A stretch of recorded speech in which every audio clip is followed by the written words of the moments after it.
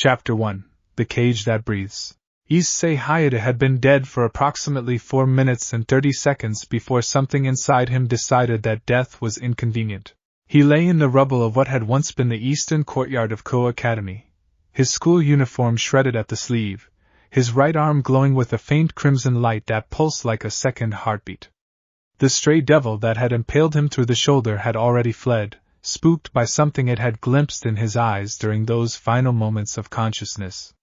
He did not know what it had seen. He was not entirely sure he wanted to. What he did know was that something had answered him, not the Red Dragon Emperor. He had felt dragster before, in dreams that left him sweating and restless, in moments when rage climbed too high and the gem on his hand flickered without permission. This was different. This came from deeper, from a place older than the Longinus classifications, older than the rating games and the devil hierarchies and every careful system the underworld had constructed to contain things that refused to be contained. He pressed his hand to the cold stone and pushed himself upright. The glow spread from his palm across the ground, following cracks in the courtyard tiles like water finding its way downhill. Wherever it touched, the weeds growing between the stone joints shuddered and then straightened, not dying but orienting themselves toward him, the way sunflowers turn to follow the sun. A beetle that had been navigating the rubble near his knee stopped moving entirely, then rotated in place until it faced him, its antenna twitching. Issei stared at it. The beetle stared back. "Okay," he said aloud, because speaking helped him think and right now he needed all the help he could get. "That is new." The sacred gear pulsed again, and this time it spoke to him. Not in words, exactly. More like a concept pressed directly into the part of his mind that handled instinct and pattern recognition. It showed him the beetle and showed him what was underneath the beetle, the biological architecture of it, chitin and compound eyes and a nervous system that was absurdly simple and absurdly elegant all at once. It showed him the weeds and the cracks in the stone and the sleeping earthworms 3 inches below the surface, all of it lit up in his mind like a map. And then it showed him what he could do with that map. His shoulder had stopped bleeding. He noticed this distantly. The wound was not healed, exactly, but it had closed with a speed that had nothing to do with the usual devil regeneration. The tissue around it felt different. Denser. Like something had decided to reinforce the architecture while it had the opportunity. He flexed his fingers and watched the beetle march in a slow, deliberate circle around his hand before stopping and waiting. "Tameable," he murmured, testing the word. The gear hummed. That was not quite right. Not tameable. Not a word for horses and dogs and things already halfway domesticated by centuries of proximity to humans. The word the gear wanted was something without a clean translation, something closer to communion. The recognition of shared nature between two creatures that had both, in different ways, been shaped by the need to survive in hostile territory. He stood fully, and the beetle rode the cuff of his ruined sleeve without complaint. Somewhere across the school grounds, he could feel the members of the Occult Research Club moving toward him. Rias's power signature, crimson and dense, covered ground quickly. Akino followed at her shoulder, lightning crackling at her fingertips in that controlled, precise way she had when she was genuinely worried and converting the worry into readiness. Kiba moved fastest, his sword already drawn, cutting between the trees with that effortless speed that always made Issei feel slightly inadequate. He had approximately 90 seconds before they reached him. He spent them looking at his hand. The gem was different. It had always been a deep, arterial red, like something bleeding slowly inside the glass. Now there was a second color threaded through it, a dark green gold, the color of old forest floors where the light came in sideways and everything smelled like wet bark and possibility. It moved independently of the red, the two colors not mixing but coexisting, each occupying its own territory within the gem. He thought about the stray devil that had run. He thought about the way creatures had turned toward him in the dark. He thought about what Rias would say when she saw this. He thought about what Rias would want to do with this. The 90 seconds ended. Rias burst through the tree line with her hair loose and her expression taut with the particular controlled fear of someone who had already prepared for the worst and was relieved not to find it. Issei. She crossed the courtyard in 4 strides and caught his face in her hands, turning it left and right, cataloging damage. Her eyes dropped to the shoulder wound, then to the gem, and something shifted in her expression. Not fear. Something more careful than fear. Calculation, warm at the edges but fundamentally calculation. I'm fine, he said. Sort of. Something happened. I can see that. Her thumb traced the edge of the gem without touching it. Drake? A voice from deep in the gem, familiar and enormous and tired. Present. But this is not mine, young one. Something woke up alongside me. Something I have felt before, a very long time ago, in a world that no longer exists in the form it had then. Aquino arrived, assessed the scene with a single sweep of golden eyes, and did not put away her lightning. Kiba stopped a few feet behind Rias, sword still drawn, watching the perimeter. Issei looked at all three of them. He looked at the beetle on his sleeve. He looked at the weeds still turned in his direction, and the faint luminescent trail still fading from the cracks in the stone. I think, he said carefully, we need to talk somewhere private. Rias's eyes were still on the gem. Yes, she agreed. We do. The beetle on his sleeve had not moved. He got the distinct sense that it was not going to move until he told it to. He was starting to understand that this was the beginning of something that would not fit neatly inside any of the categories he had learned about sacred gears, about devils and their territories, about the clean lines the supernatural world drew between what belonged to whom. He was starting to understand that the gear had not simply activated. It had chosen him for a reason that predated Rias's invitation, predated Rainer's ambush, predated every event that had led him to this courtyard. He was starting to understand that whatever came next, it would be his. Chapter 2, What the Gear Remembers. The Occult Research Club convened at 10 o'clock that night in the club room, which smelled of old books and Aquino's chamomile tea and the faint electrical charge that lingered whenever Rias had been thinking hard for too long. Issei sat in the chair closest to the window, which he had chosen specifically because it put his back to a wall, and gave him a clear view of all the exits. He had not consciously decided to think in those terms before. The gear had suggested it without words, and he had found himself moving accordingly. Rias stood at the head of the table. She had changed into casual clothes, a deep blue dress that made her hair look even more dramatic, and she had the look she always wore before saying something she had been turning over for a while. The gear is called Bestia Regnum, she said. The Kingdom of Beasts. It was listed in the Longinus research files as destroyed during the Great War, along with its previous wielder. Clearly not destroyed, Aquino said, pouring a second cup of tea and sliding it across the table to Issei, who accepted it gratefully. Sacred gears can migrate. They simply go dormant. The previous wielder was a human woman named Mira, who lived roughly 1200 years ago in what is now northern Romania. Rias set a single sheet of paper on the table, handwritten in the cramped script she used when she was working from memory. The historical record on her is fragmented, but what exists is consistent. She controlled a territory of several hundred square miles. No standing army. No devil contract, no angel blessing. Purely the gear and what it enabled her to do, which was, Kiba asked, commune with creatures that other people could not approach. Accelerate their development. Build mutual loyalty with beings that operated outside the normal taxonomy of familiars. Rias paused. She was not a summoner. She was not a tamer in the classical sense. The relationship was more reciprocal than that. The creatures chose her as much as she chose them, and in exchange for that bond, they became something more than they had been. Issei turned the teacup in his hands. The beetle on my sleeve followed me home, he said. Everyone looked at the windowsill, where a small iridescent beetle sat with the patient stillness of something that had decided this was its location now. It's a co-ground beetle, Kaneko said from the corner, her book still open. Normally they scatter if you exhale near them. This one hasn't moved in 2 hours, Issei said. Except when I moved. It relocated. Drake's voice rose from the gem. The gear does not override the creature's will. It creates a channel. The beetle recognizes something in the boy that aligns with its own nature. Survival intelligence. Territorial awareness. A willingness to occupy space without apology. A pause that felt, in some untranslatable way, amused. It sees a fellow predator. It approves. Rias clasped her hands on the table.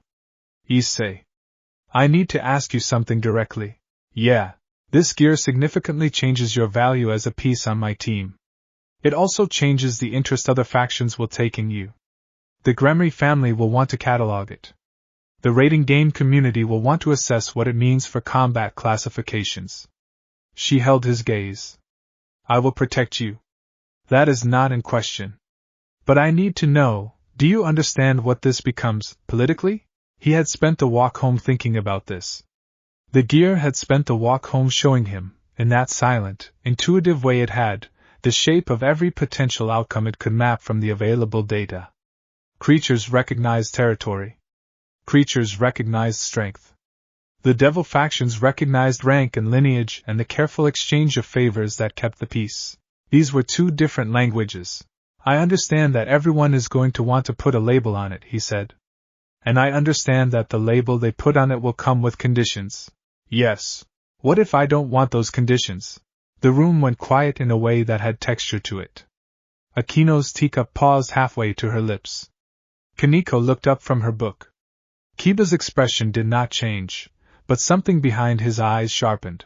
Rias looked at him for a long moment. That, she said finally, is a conversation we should have very carefully. I know. He set down the teacup. I'm not going anywhere. I'm not leaving the peerage.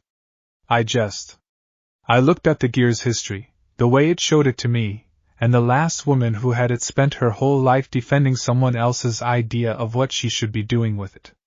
She spent so much time in other people's wars that she never built anything of her own. And she died in a war that wasn't hers, protecting a border that she hadn't drawn, for a faction that dissolved 6 years later anyway. He looked at the beetle on the windowsill. I don't want that. Rias was quiet for several seconds. When she spoke, her voice was careful and even and contained some emotion that he could not quite identify. What do you want? I want to build something, he said. I don't know exactly what yet. But the gear is showing me the shape of it, and the shape requires space. Neutral space. Not Gremry territory, not a faction's claim. Just ground that's mine. The silence stretched.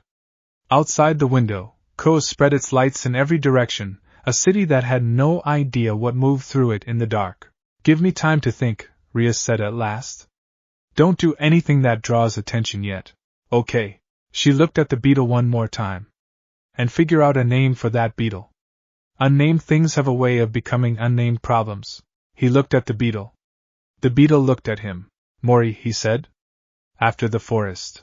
The beetle's antennae twitched once, as if in acknowledgement. Chapter 3. The forest at the edge of everything. Ko had a forest. Most of the student body was dimly aware of it. The stretch of old-growth trees that occupied the northeastern corner of the school grounds and extended beyond the fence line into a low hill that the city's development plans had never quite gotten around to. Technically it was municipal land, listed in the city registry as a nature preserve of minor historical interest. In practice, it was a place where the geography itself seemed to discourage human presence. Paths started and then ended without explanation. Compass needles developed opinions. The light came in at angles that made distances hard to judge. Issei had walked its perimeter twice in the week since the courtyard incident, and both times the gear had been quietly excited in a way that was difficult to describe and impossible to ignore. It hummed at the treeline in a register below hearing, more felt than heard, the way bass notes and music lived in the chest rather than the ears. He went in alone on a Saturday morning when the autumn fog was still thick enough to turn the trees into suggestions. Mori rode his shoulder. The beetle had become a fixture, small enough to ignore in social situations, present enough that Issei had started factoring it into his awareness the way you factored in glasses or a watch. It oriented toward things before he consciously noticed them, a second set of senses calibrated for the ground level rather than the human height. The forest received him without ceremony. He walked for 20 minutes, deeper than he had gone before, until the sounds of the city became theoretical, and the only sounds were wind and leaf movement, and the distant communication of birds reporting his presence to each other. The gear mapped as he walked, building a picture in his mind that was not visual, exactly, but spatial, a model of the territory laid over the territory itself. He stopped in a clearing where 3 old oaks had grown in a rough triangle, their canopies overlapping. The ground here was soft and dark with accumulated leaf fall, and something had dug burrows along the roots of all 3 trees. He sat down with his back against the largest oak and waited. Waiting was something the Gear understood deeply. Not the human variety of waiting, which involved clock checking and impatience and the constant low-level noise of thinking about everything else. The Gear's waiting was environmental, the way a plant waits, rooted and receptive, information arriving without being demanded. The first creature came in 23 minutes. It emerged from the burrow under the eastern oak slowly, testing the air before committing to full emergence. Issei recognized it after a moment's processing from the Gear's reference system. A tanuki, the Japanese raccoon dog, though this one was larger than any tanuki he had seen in a nature documentary and moved with a deliberateness that suggested something beyond ordinary animal cognition. Its eyes were amber gold and reflected light at an angle that ordinary eyes did not. It looked at him for a long time. The Gear did not push. It waited alongside him, as patient as stone, as patient as forest. The decision had to come from the tanuki. That was the principle beneath everything the Gear could do. The communion was mutual, or it was nothing. The tanuki walked toward him. It stopped 3 feet away, sat down, and looked at him with those amber eyes that held something ancient and curious and cautious all at once. "Hello," Issei said quietly. The tanuki's ear turned toward him like a small radar dish. The Gear showed him what it could offer. Not in transactional terms, not as an exchange of services. More like the sharing of a blueprint. This is what I am. This is what you are. This is the shape of the space between us, and in that space, you could become more fully yourself, and I could become more fully myself, and neither of us would have to be alone in the way that creatures capable of deep awareness are so often alone. The tanuki reached forward and placed one paw on his knee. The Gear lit up gold green and warmth spread through his chest like the first swallow of something hot on a cold morning. He felt the tanuki's awareness enter the map, a new node in the growing network, small but vivid and intensely present. He felt its years in this forest, the routes it knew, the places it had stored food and the places it avoided and the shape of its territory which overlapped, he realized, almost exactly with the clearing he was sitting in. He also felt its nature more fully. It was not an ordinary tanuki. It had been living in the overlap between the mundane and the supernatural for long enough that the boundary had worn thin in its blood. It was aware of things that ordinary animals were not. It had been waiting, without knowing it was waiting, for something that could meet it at that awareness. "I'll call you Kage," he said softly. "Because you've been watching from the shadows for a long time." Kage's tail moved once, slowly. Issei sat in the clearing for another 2 hours. By the time he left, there were 3 more creatures that had come to the edge of the clearing and looked at him with that combination of caution and recognition. He did not press any of them. He simply let the Gear's presence settle into the air of the clearing like something that had always been there. Walking back through the forest, with Mori on his shoulder and the new weight of Kage's awareness in the map in his mind, he began to understand what the Gear was actually building. Not a collection of servants. Not an army in the conventional sense. Something older and stranger and more like a kingdom in the original meaning of the word, before kingdoms became about taxes and flags and the paperwork of dominance. A place where things could be themselves, more fully, in relationship to each other. He emerged from the treeline into the gray autumn morning of Ko and stood at the edge of the world he already knew, feeling the edge of the world he was beginning to make. His phone buzzed. Rias. A message that read simply, "Riser's team is in town for a preliminary visit. Stay low today." He looked back at the forest. Then he looked at the message.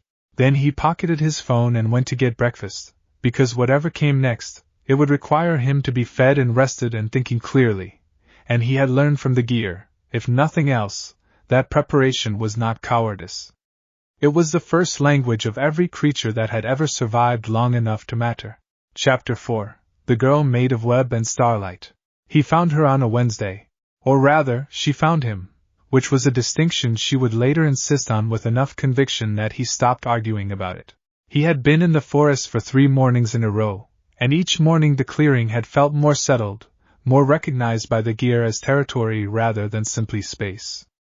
Kage had brought a friend, another tanuki that was younger and more skittish, who Issei had named Kaze because it moved like wind between obstacles. The burrow under the western oak had been taken over by a pair of kitsune who were pointedly pretending they had always lived there, their single tails held at angles that communicated dignity at all costs. He was sitting with his back to the largest oak, watching Kage and Kaze have a disagreement about a mushroom that both of them wanted and neither of them needed, when the silk thread dropped from above. It was fine as spider silk, which it was, but it caught the morning light in a way that ordinary silk did not, iridescent at the edges, threaded with something that gave it a faint structural luminescence. It descended until the end hung 3 feet in front of his face, and then stopped. He looked up. She was perched on the branch 12 feet above him with the complete effortless comfort of something that had been born knowing exactly how to distribute weight across curved surfaces. She was, unmistakably, an arachne, the upper body human and feminine, and watching him with large eyes the color of dark honey, the lower body the elegant architecture of a spider, midnight black with silver markings that moved when she moved. 8 eyes, he noted automatically. Not arranged in a human face's geometry but spread to provide coverage in almost every direction, though at the moment all 8 were pointed at him with an intensity that was either territorial aggression or profound curiosity, or some combination both. The gear was singing, not metaphorically. It produced, for the first time, an actual sound, subvocal and resonant, that Mori on his shoulder vibrated to and that the tanukis both froze at, their arguments suspended. It was the sound of recognition. Not the gentle warmth of the tanuki communion. Something more alive, more complex, more matched. He breathed very carefully and did not move. "You came here yesterday," she said. Her voice was careful and low, and it had a slightly layered quality, like sound passing through gauze. "And the day before?" "Yes," he agreed. "The forest noticed." "I'm glad."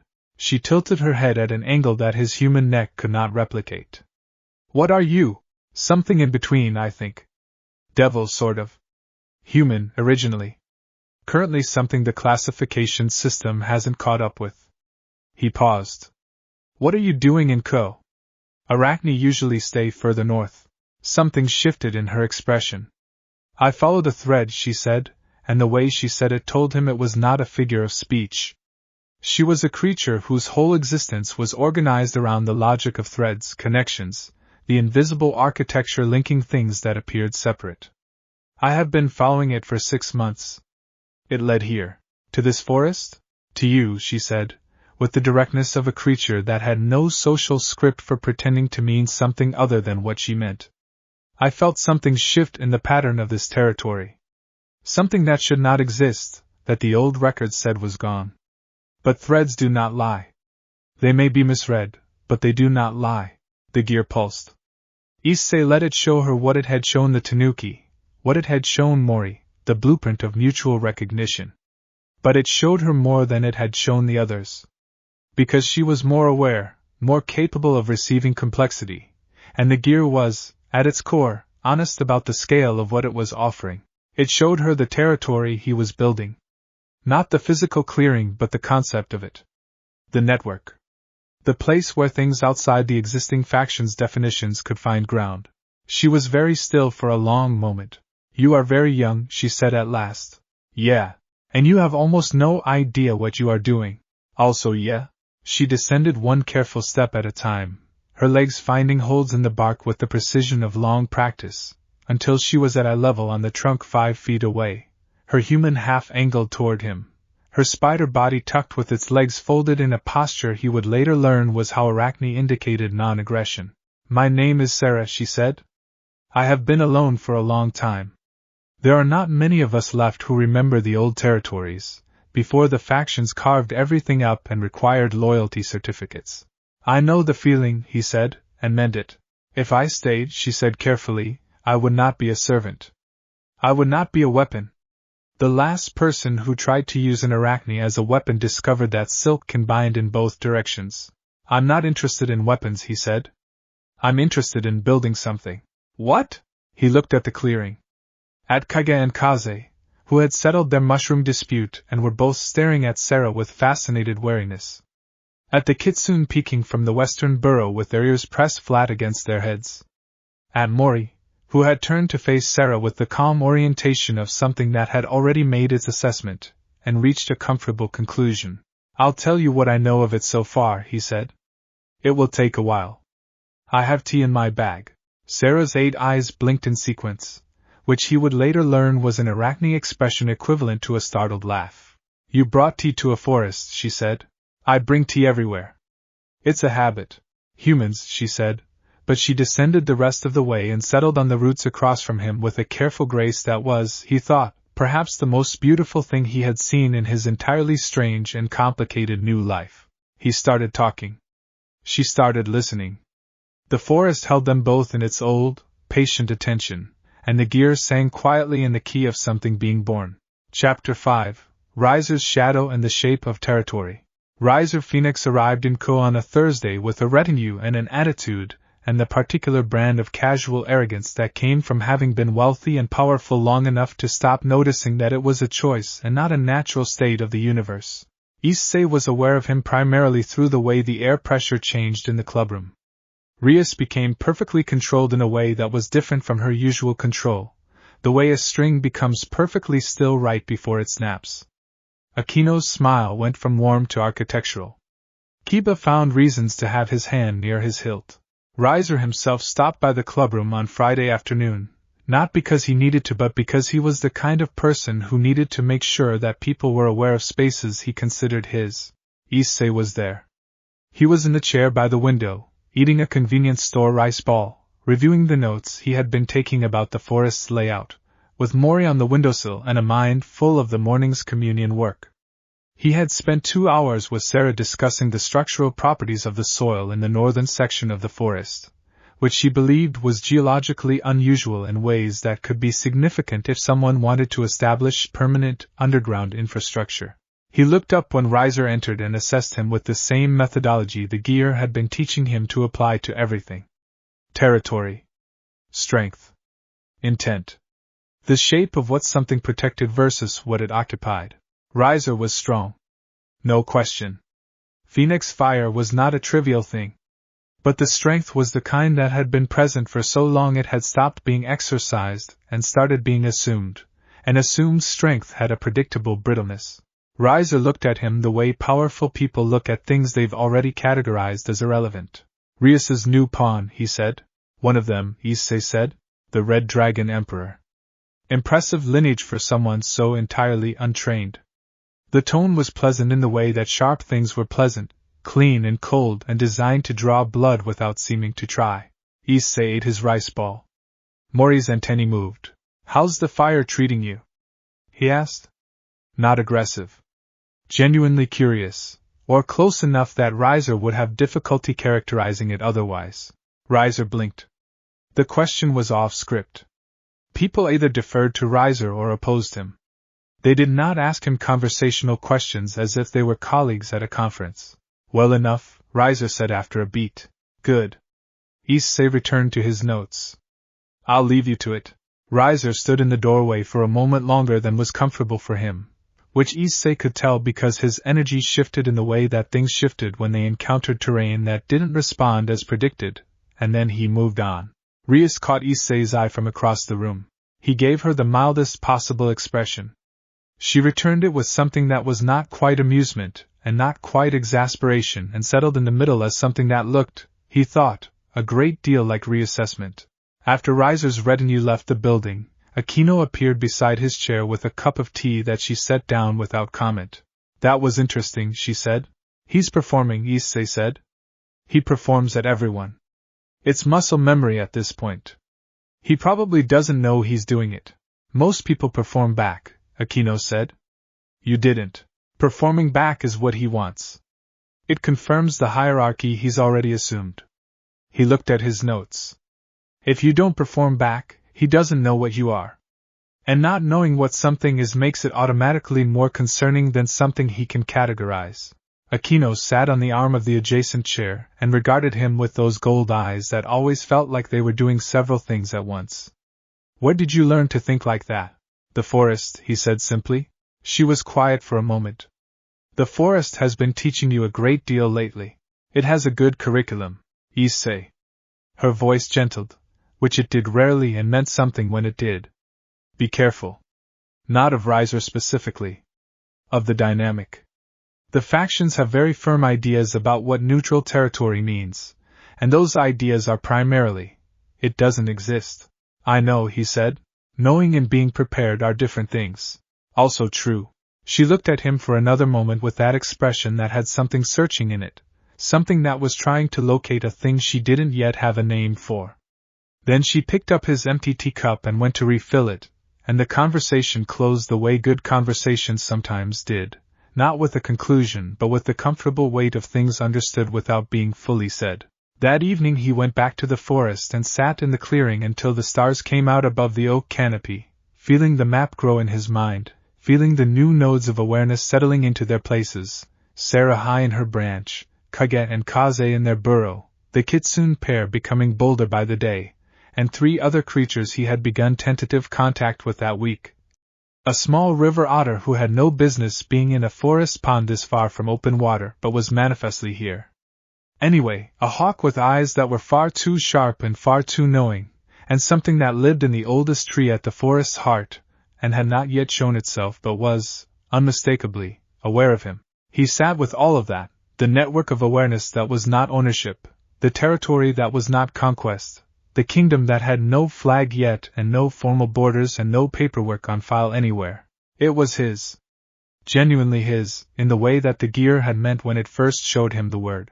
He thought about Riser standing in the doorway, recalibrating. He thought about Rias watching him from across the room with that expression he couldn't quite name.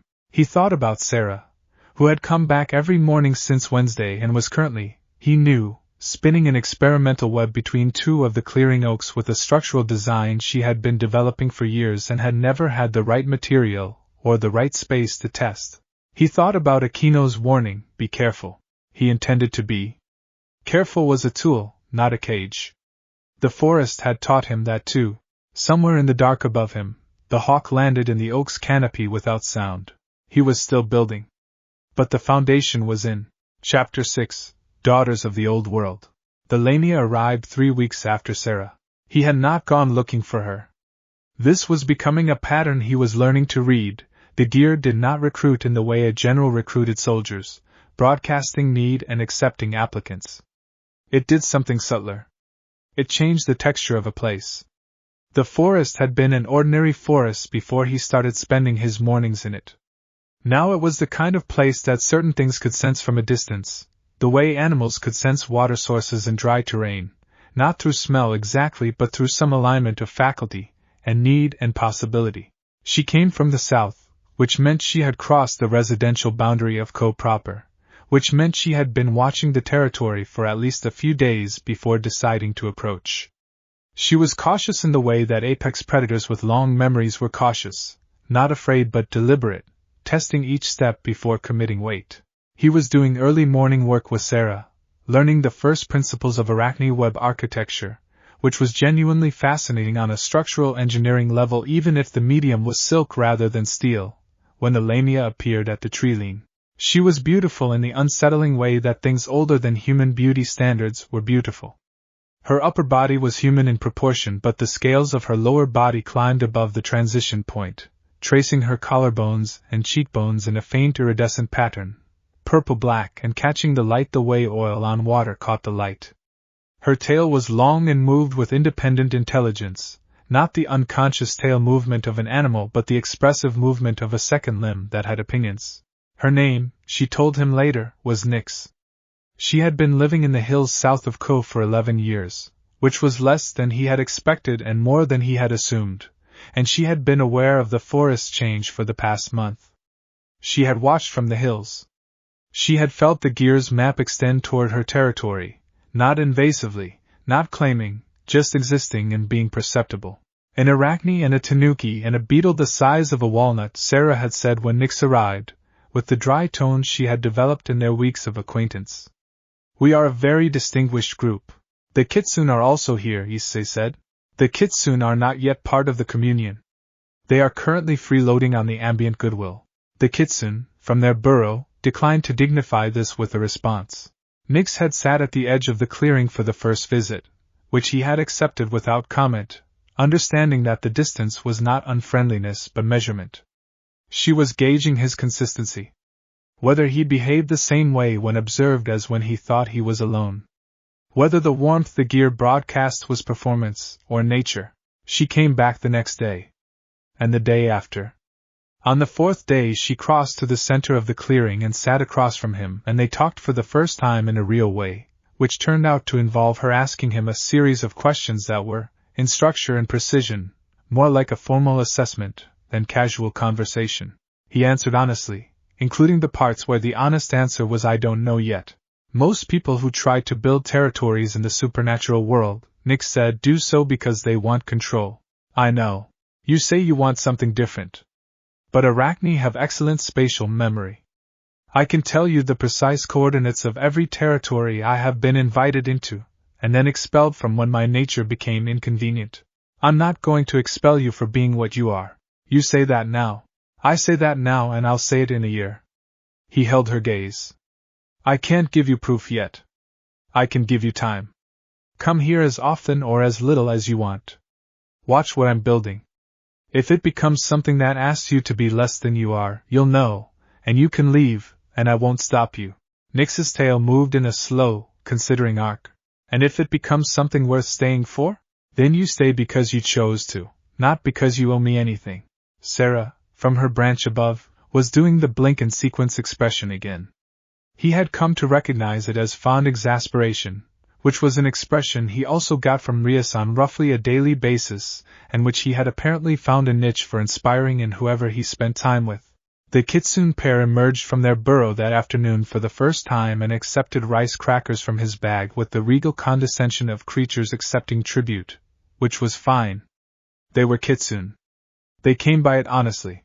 He named them Kin and Jin, gold and silver, for the tips of their single tails. That evening, walking home with the map of the territory bright and warm in his mind and the autumn dusk turning everything amber, he stopped at the tree-line and looked back. Sarah was a dark shape in the highest oak, her silk catching the last light.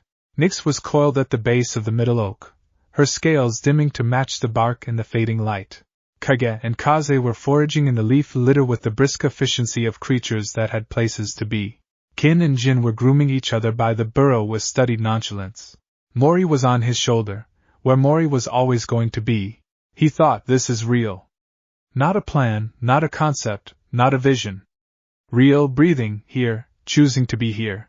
He thought, I need to figure out the structural issues before winter, because several of these creatures need enclosed space when the temperature drops and the current burrow system is inadequate. He thought, I should probably tell Rias more than I have. He thought, lastly and most quietly, I think I understand now what the gear was waiting for. Not the right power. Not the right lineage. The right willingness to let things be what they are. He went home. He ate dinner. He did his homework, because he was still a student, and the gear had no opinion on calculus one way or the other. The network hummed in the back of his mind like a city heard from a distance, the sound of many lives proceeding in their distinct and purposeful directions. He fell asleep easily and dreamed of the forest in summer, all the oaks in full leaf, the clearing bright with something that was not quite sunlight and not quite darkness but the warm space between them where all the real things lived. Chapter 7. What Rias Sees. Rias came to the forest on a Sunday. He had not invited her. She had not asked permission. She arrived at the tree-line at 8 in the morning in a coat that was too fashionable for forest hiking and with an expression that said she had been considering this for some time and had decided that consideration was complete. He was in the clearing. Sarah was in her oak. Nyx was coiled in the eastern roots. The Tanukis were doing something complicated with a pine cone that seemed to involve turns and possibly rules. Kin and Jin were asleep in a sunbeam with the absolute commitment of creatures who had found the correct spot and intended to defend it. Rias walked into the clearing and stopped. Her eyes moved across everything in the systematic way she catalogued things, the way she ran her club, the way she approached rating games, gather complete information before committing to a position. Sarah, from above, said, She is the peerage master. Yes, Issei said. She smells like power. Old family power. Also yes. Does she know what you're building? He looked at Rias. who was looking at Nyx with the composed expression she wore when something surprised her, and she had decided not to show it. "She's starting to." Rias crossed the clearing and sat on the root beside him with her back against the oak, which was something he had never seen her do before in any context, sit on the ground against the tree root as if comfort took the form she decided it took rather than the form propriety assigned. For a while either of them spoke.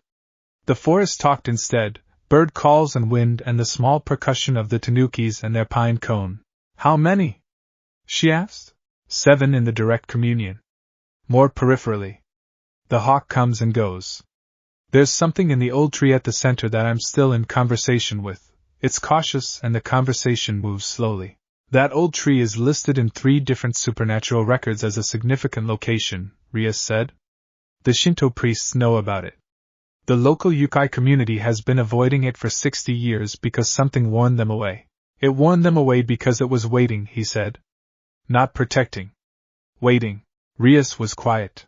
"I've been thinking about what you said," she said at last. "About wanting neutral ground. About building something of your own." She picked up a fallen leaf and turned it in her fingers, studying its veining. "I understand it better now that I see it. You're not rejecting the peerage. No. You're adding a dimension to it that the standard model doesn't account for. Something like that. The problem," she said carefully, "is that the standard model is the model the factions use to interpret everything. And they will interpret this." She looked at Sarah, who was watching them from above with the complete patience of something that had decided to let the conversation find its own shape. "An Arachne in code territory. A Lamia. Supernatural creatures entering a voluntary communion with a Gremry pawn. The questions this raises are not comfortable ones. I know. Surzex will hear about it. Possibly already has. I know. And yet." He turned to look at her. She was looking at Kin and Jin, still asleep in their sunbeam, their single tails curled over their faces. "And yet it's the most alive thing I've seen in Ko in a long time," she said, and her voice had something unguarded in it, something she had let out before the composure could catch it. "Ideal and power structures constantly. Chess pieces, rating games, alliances that are really only politeness with teeth. And here you are, 3 weeks in, and you have an Arachne who chooses to be here and a Lamia who chose to walk in from the hills and 2 Kitsune who have apparently decided that this specific clearing is the correct location for their personal afternoon rest. Kage and Kaze also chose," he offered. "The Tanukis were here first, technically. The gear didn't bring them. It just became something they recognized." She was quiet for another moment. "I won't interfere. I want you to know that. What you're building here is yours, genuinely, and I will not allow the peerage politics to reach into it." A pause. "But I do need one thing from you. Tell me what you're planning. Not in advance, not seeking permission. Just keep me informed. Because if the factions come looking, I need to be able to respond from knowledge, and not from surprise. I am much better at protecting things I understand." "Okay," he said. "That's fair." She nodded once. Then she looked at Nyx, who had been watching the conversation with the unhurried attention of a creature that had all the time it needed. "Does she have a name?" Rias asked. "Nyx. Appropriate. She chose it herself, actually. When I asked what she wanted to be called, something in Rias's expression shifted very slightly. Not surprise. Something with more warmth in it than surprise. "Of course she did," she said. They sat in the clearing for another hour, not talking much, the forest doing the work that forests do, which is the work of patience and accumulated time and the knowledge that the best things happen slowly. When Rias left, she paused at the tree lean and looked back once. The clearing held what it held. The sunbeam was still warm. The Kitsune were still asleep in it. She walked back through the trees with her fashionable coat, and her crimson hair, and her expression that Issei, watching her go, read as the expression of someone who had just seen something they were going to be thinking about for a long time. Good, he thought. He wanted her to think about it. He wanted everyone to think about it. That was, in the end, part of what the gear had been showing him from the beginning. Territory was not just space. Territory was also idea. And ideas, once they were real enough to sit in a sunbeam and breathe, were very difficult for anyone to simply catalog and file and treat as belonging to a pre-existing category. He went back to watching Kage and Kaze, who had abandoned the pine cone and were now both asleep beside it, their argument apparently concluded to mutual satisfaction. The forest breathed around him, familiar and deepening, and he let it. Chapter 8. The Oldest Tree Speaks. The tree had been there before the school. Before the city. Before the particular arrangement of human beings who had decided this specific location was a good place to build things and had proceeded to build them, largely ignorant of what they were building around. Issei had been approaching it incrementally, the way you approach something in the dark that you could not see but could feel breathing, adding one step each morning, stopping when the pressure in the gear changed from welcome to wait. The tree was in the center of the forest, which meant it was geographically predictable and experientially strange, a place where the light seemed to arrive from somewhere other than the sky and the temperature was always 3 degrees lower than it had any right to be. It was a camphor tree. Ancient ones could live for 1,000 years, and this one, Sarah had estimated from its circumference and the density of its canopy, had been living for approximately that long, give or take a century she could not account for. Its roots had grown above ground in places, surfacing like the backs of submerged animals before plunging back down, and in the hollows they created, things lived that were not listed in any mundane taxonomy. He had been sitting at the edge of the roots for 3 weeks before the tree acknowledged him. It did not speak the way Drake spoke, with words assembled by an intelligence that had spent millennia in proximity to human beings and learned their communication patterns by necessity. The camphor tree communicated the way old things communicated, through time rather than language, through the accumulation of data that passed directly into the receiving mind as experience rather than information. He was sitting in his usual spot on a Tuesday morning, frost still on the ground because November had arrived with conviction, when it happened. The gear went perfectly, completely still. Not absent. Still, the way water goes still in a deep place, all the surface disturbance resolved into a clarity that went down a very long way. And then the tree showed him itself. Not its physical self, though that was present too, the immense and patient architecture of wood and water and cellulose intelligence. It showed him its memory. 1,000 years of this specific piece of ground, the way it had felt before human buildings came, the way the supernatural traffic had moved through it in the centuries when the distinction between mundane and magical was a softer line, the way things had sheltered here that no longer existed in the world outside because the world outside had stopped having room for them. It showed him the hollows in its roots, each one occupied at different points in its history by something that had needed a place beyond the categories. A Rhea that had been too young to register with the dragon hierarchies. A Tanuki older than Kage who had spent 40 years in the roots learning the tree's patience before going back into the world fundamentally changed. A Kitsune in the roots below ground who had died there and left a warmth that the tree still carried 500 years later. He sat with all of this for a long time. Long enough that the frost melted and the birds resumed their commentary, and Mori made 3 full circuits of his shoulder before settling. The tree was not asking him to do anything. It was not presenting terms or conditions. It was doing something simpler and stranger. It was showing him what this place had always been, so that he understood what he was continuing rather than what he was beginning. He pressed his palm flat to the nearest root. The gear's warmth spread through the contact point and into the wood in a way that was completely different from the animal communions. Those were like light passing from one source to another. This was like light returning to a source it had come from originally, finding the channel already worn into the right shape. The tree accepted him. Not as a master. As a continuation of a long conversation it had been having with the living things that passed through this clearing, a conversation that had paused when the city pressed close enough to make the supernatural community nervous, and everything had retreated or gone dormant, or simply stopped coming. A conversation that was, as of this particular frost-ending Tuesday morning in November, resuming.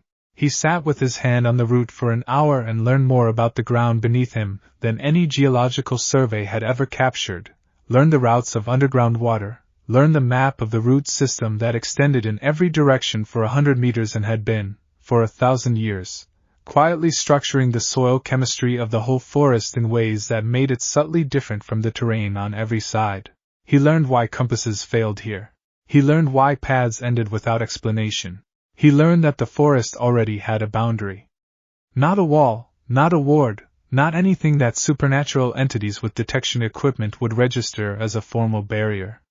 Something more fundamental, a territory that the ground itself maintained, a signal broadcast through wood and root, an ancient accumulated intention that said, in no uncertain terms, this is a place of its own. He had not built that. It had been here before him.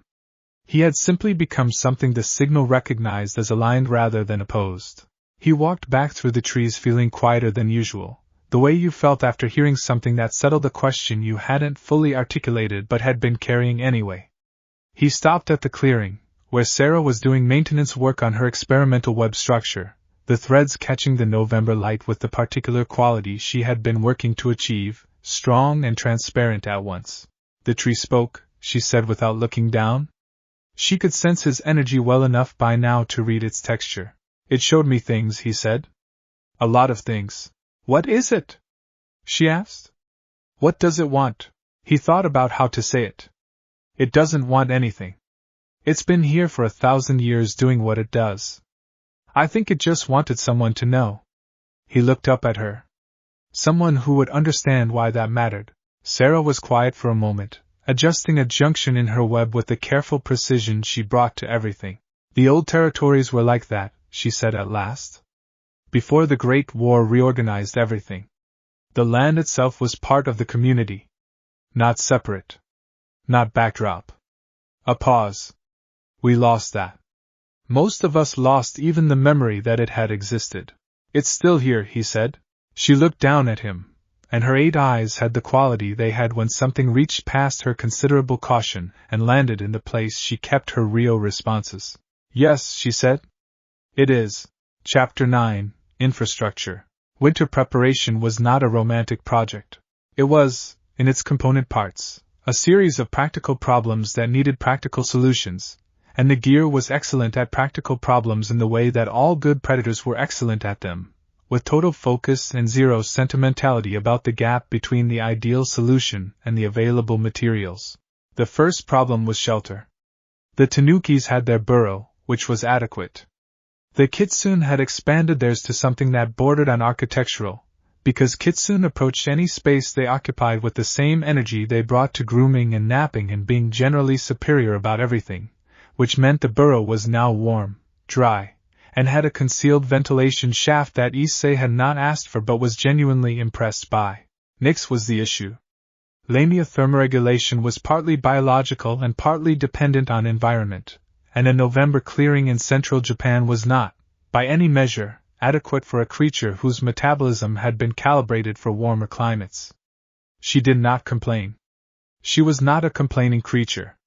But he could see, in the slowing of her movements in the early mornings and the way she coiled closer to the southern root where the camphor tree's warmth was strongest, that the calendar was becoming a problem.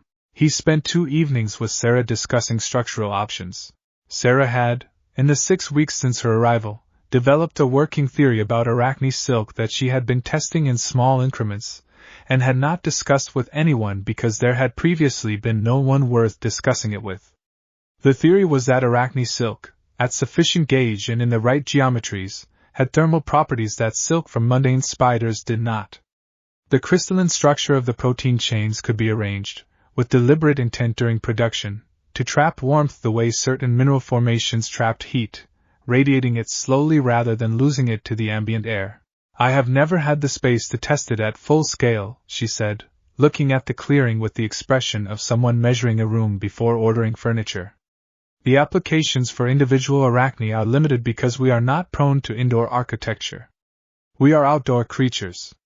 But the principles apply to any enclosed space that the silk forms the walls of. You're saying you can build a shelter, Issei said.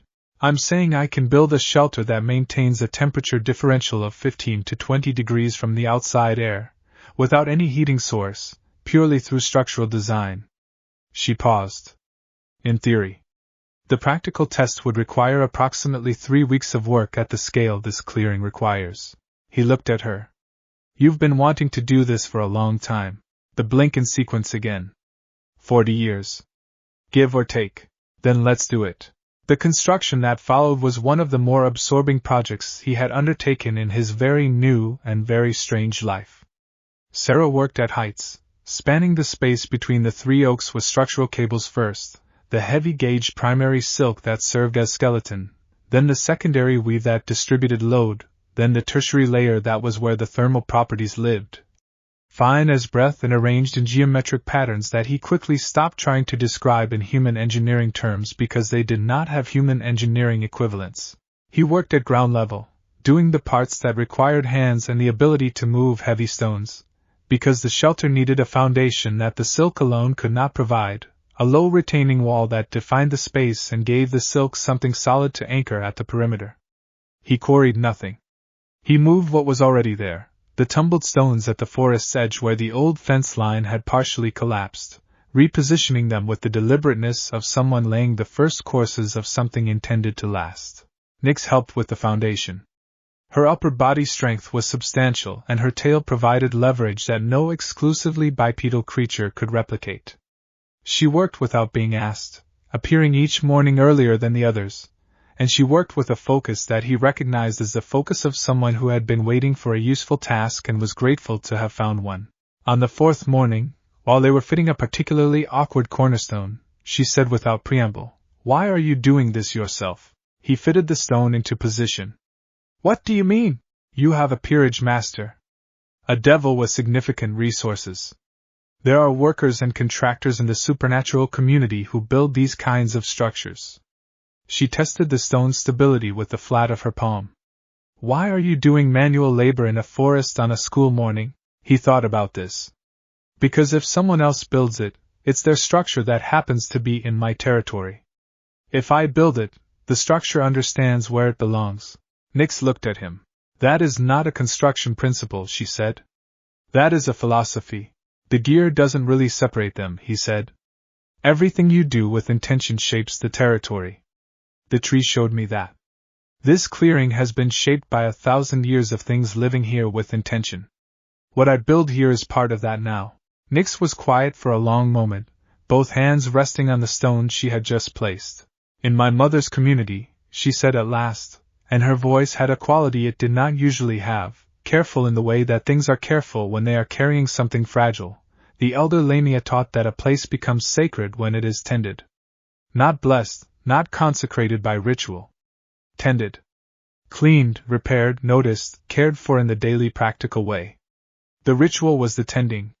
She paused. "I have not heard anyone else describe it that way. Your mother's community sounds like it understood something important. It was destroyed in a territorial dispute 60 years ago," she said evenly. "One faction wanted the valley. Another faction disputed the claim. We were not asked our preference." The morning birdsong filled the space left by that sentence. "I'm sorry," he said, and meant it with the completeness that the gear had been teaching him to mean things, all the way down. "I know," she said. "That is part of why I am here." They worked for another 3 hours without speaking, and the silence was the companionable kind, the kind that did not require filling because the work was filling it. The shelter was finished on the 18th day.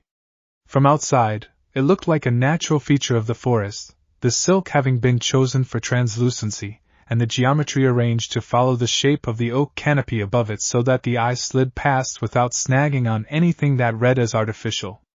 Inside, it was warm, lit by the diffuse light coming through the silk walls in a soft and even way, the floor layered with dry leaves and moss that the network had collectively assembled in ways that were clearly coordinated but had involved no explicit committee meeting. The first morning after it was finished, he arrived to find Nyx asleep inside it. She was fully coiled, her scales warm-colored in the diffused light, her breathing slow and even with the depth of real rest rather than the shallow maintenance sleep she had been doing in the open air. Kin and Jin were asleep at the far wall in their respective sunbeam-equivalent patches. Kage was just inside the entrance, technically maintaining watch, practically also asleep. He stood at the entrance for a moment, and let the map register the warmth of 7 lives in one place. Mori's antennae moved against his neck in the small motion he had come to recognize as the beetle's equivalent of a satisfied exhale. He backed away quietly and went to find Sarah. She was on the outside of the shelter's roof, doing final adjustments to a junction point with the focused expression she wore when she was deciding between two solutions and was fairly sure of the answer but wanted to verify. She had not slept inside the shelter. Arachne were not ground creatures. But he noticed that she had anchored 3 of her own sleeping threads to the exterior apex of the structure, which meant that when she slept directly above it. He thought that was probably important in ways she had not said out loud and would not, but that the threads themselves communicated clearly enough. It held temperature, she said. 22 degrees interior versus 4 exterior. Better than the theoretical minimum. Good, he said. The south junction needs reinforcement. I want to add a secondary anchor before the first real snowfall. Okay. She looked down at him. You are going to say something sentimental, she said, with the tone of someone bracing themselves for an inevitability. The kitsune are asleep in there, he said. Kaga is technically on guard duty. Nyx is properly resting for the first time since she arrived. Sarah adjusted the junction. That is, as I predicted, sentimental. It is, he agreed. I'm going to keep doing it. She descended 6 inches on her thread. I know, she said, and the dry tone had something warm under it that she made no attempt to conceal. I have resigned myself. Chapter 10. The Weight of Watching. The faction started watching in December. He noticed the stray first, a low-ranking Devil Scout who had been tasked with casual surveillance, and was doing it with the subtlety of someone who had been given a job without being told why it mattered. The scout positioned himself in the park adjacent to the forest boundary every morning for 4 days, which was 3 days longer than any legitimate recreational park visit justified. His energy was demon class, minor, and pointed in the specific focused way of someone gathering data rather than intending action. Issei did not approach him. He noted him in the way the gear was teaching him to note everything, categorized and filed and monitored but not engaged until engagement was warranted. The scout was a symptom. Engaging symptoms was tactically expensive for minimal strategic gain. On the 5th day the scout was replaced by someone better, a mid-class devil with the bearing of actual training, and the energy signature of someone who reported to a noble house. She was good. She used the coffee shop across the street as her observation point, varied her table position, changed her glamour each visit. She would have been invisible to anyone without the map the gear maintained of its territory's perimeter. The map noticed her on day 1. He mentioned it to Rias on a Thursday evening. He had been keeping her informed as promised, a weekly summary over tea in the clubroom, stripped of the things that were not hers to carry and including the things that affected the peerage's operational picture. Rias listened without interrupting, which was her signal that the information had textures she was already working with. When he finished, she set down her tea. Zodicus, she said. That's the scout's patronage house. Mid-rank devil family from the western underworld. They specialize in information brokerage. A pause. Someone commissioned them. Commission means payment. Payment means a client who wanted deniability. Which faction? Based on the timing and the target, she said carefully, I have 2 candidates. The Phoenix family has motivation. The riser situation is unresolved and my refusal to move forward on the betrothal has generated political friction. She turned her teacup. The second candidate is the Yukai Council. The supernatural ecology of Ko is technically under their regional jurisdiction, and what you're doing in that forest is, from a jurisdictional standpoint, an unregistered supernatural gathering point. Unregistered as in I haven't filed paperwork. Unregistered as in it doesn't fit any of their existing categories and therefore exists in a legal gray space that makes bureaucrats uncomfortable. Her expression was precise. Neither candidate is an immediate threat. Both are factors to manage. He nodded. What do you want to do? She looked at him steadily. What do you want to do? It's your territory. He had thought about this, in the way the gear had been teaching him to think about it, from the outside in, from the territory's perspective rather than from the personal emotional response. Nothing yet, he said. Let them watch. The territory doesn't hide what it is. If they're watching and deciding it's a threat, they'll act, and when they act we'll have much better information about their actual intent. If they're watching and deciding it's interesting or confusing, they'll continue watching, and eventually someone senior enough to make actual decisions will come looking, and that conversation I can actually have. Rias was quiet for a moment. That is, she said, a more measured response than I expected from you 3 months ago. The forest is a good teacher, he said. So it seems. She picked up her tea again. There's something else. Riser's engagement announcement has been formally submitted to the family registry. My father is applying pressure. She said it with the controlled flatness of someone who had been carrying this particular weight for so long that the weight had become part of posture. The political timeline is compressing. He did not say the things that the less thoughtful version of himself would have said immediately, which was that Riser was wrong and the betrothal was wrong and someone should do something about it right now. He had learned that responses which were emotionally correct and strategically premature were often both. Instead he said, is there a play that addresses both things at once? The surveillance and the betrothal pressure? She looked at him. Something in her expression shifted in the way it had been shifting more frequently lately, a recalibration happening in real time. Possibly, she said slowly. A demonstration. Not of power, exactly. Of what the territory actually is.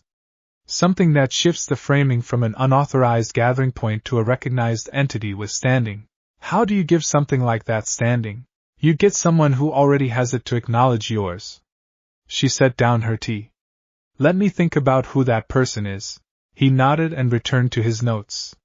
Maury was on the table, navigating between the tea service and the notebook with the focused purposefulness that the beetle brought to all navigation.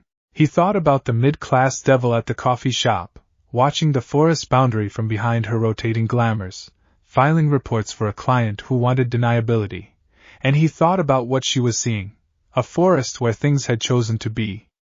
A network of presences, each complete in itself, each contributing to something larger that had no precedent in the categories her reports would need to use. He thought, let her watch. The territory does not need to explain itself to be real. The gear pulsed once in quiet agreement, and he went back to work. Chapter 11, A Kino in the Rain. The rain started on a Sunday and continued into Monday with the steady, committed quality of November rain that had decided to make a point. The forest was different in the rain, the light flattened and gray, every surface running, the sounds changed from the usual bird and wind vocabulary to the percussion of water on 1,000 different surfaces. Issei went anyway. The gear did not observe weather. The creatures in the network did not pause on account of weather. The camphor tree, specifically, was more present in the rain in a way he had come to look forward to, as if the water activated something in its communication channels and the information came through more clearly. He was under the shelter's eaves working on the territorial mapping notes. He kept in a separate journal from his schoolwork, trying to capture in words something that the gear communicated in felt sense. When footsteps approached through the wet leaves from the south path, he knew it was Akino before he saw her. Her energy had a signature he had been reading for months, the contained lightning of it, always present even when she was not actively drawing on it, a background electrical charge that was as distinctly hers as a voice. She appeared between two oaks wearing a dark rain coat and carrying a cloth bag that smelled, even through the rain, like the specific tea she kept for field work, stronger than the clubroom variety and more deliberately calming. She looked at the shelter. She looked at the sleeping kitsune visible through the translucent silk wall. She looked at Nyx, who had emerged from the shelter's warmth and was coiled at the root nearest the camphor tree, watching the rain with the contemplative quality she brought to all observations. I didn't tell you I was coming, Akino said. No. Are you annoyed? No. You're always welcome. She entered the shelter's eave area with the particular grace she had for navigating spaces that were not designed for human height, folding herself into a seated position against the root and beginning, without asking, to prepare the tea using a small spirit flame she maintained on her palm. It was a casual use of power that most people would not be comfortable doing without ceremony. She had stopped performing ceremony around him months ago, which he took as a signal of something, though he had not finished interpreting what. Rias told me about the surveillance, she said. Okay. She did not tell me what you said about it. I'm asking because I want to know how you're thinking, he told her. She listened with the kind of attention she gave to things she considered worth her full presence, which was not everything, but when it was something, it was total. Let them watch, she repeated, handing him a cup. Let them watch, he confirmed. She looked at the rain. When I was younger, she said, and my nature was first becoming clear to me, the people around me were frightened of it. Not of me, specifically. Of what I was, which did not fit the categories they had for things that should exist. The lightning in her energy shifted slightly. Not agitation. Something more precise than that. I learned very quickly that the options were, explain yourself until you ran out of explanations, or fight until the fighting itself answered the question, or simply be, so completely and consistently that eventually the people watching ran out of reasons to object. Which did you choose? She smiled, which was an expression she had several varieties of, and this one was the rarest, the one without any architecture in it, just the actual thing underneath. I tried explaining first. It was exhausting and largely unsuccessful. I tried fighting second. A pause. I found that being is slower, but it compounds. Every day you simply exist as what you are, the ground under your feet becomes more yours. He looked at the forest around them, rain gray and breathing. I think that's what I'm doing, he said. I know, she said. That's why I wanted to see it for myself. Nix had turned from her contemplation of the rain, and was watching Aquino with the careful, graduated attention she gave to new presences. Not hostile. Measuring. The same assessment she had given him through 4 days of distance before crossing the clearing. Aquino noticed and did not pretend she hadn't. She met Nix's gaze with the direct, even quality that was one of her most striking traits, the ability to look at things that made most people look away and find them worth looking at. You're the Lamia, Aquino said. Nix said. You are the lightning girl. Among other things, Aquino said. Though I've been called worse. A pause that had something in it. He chose well, Nix said.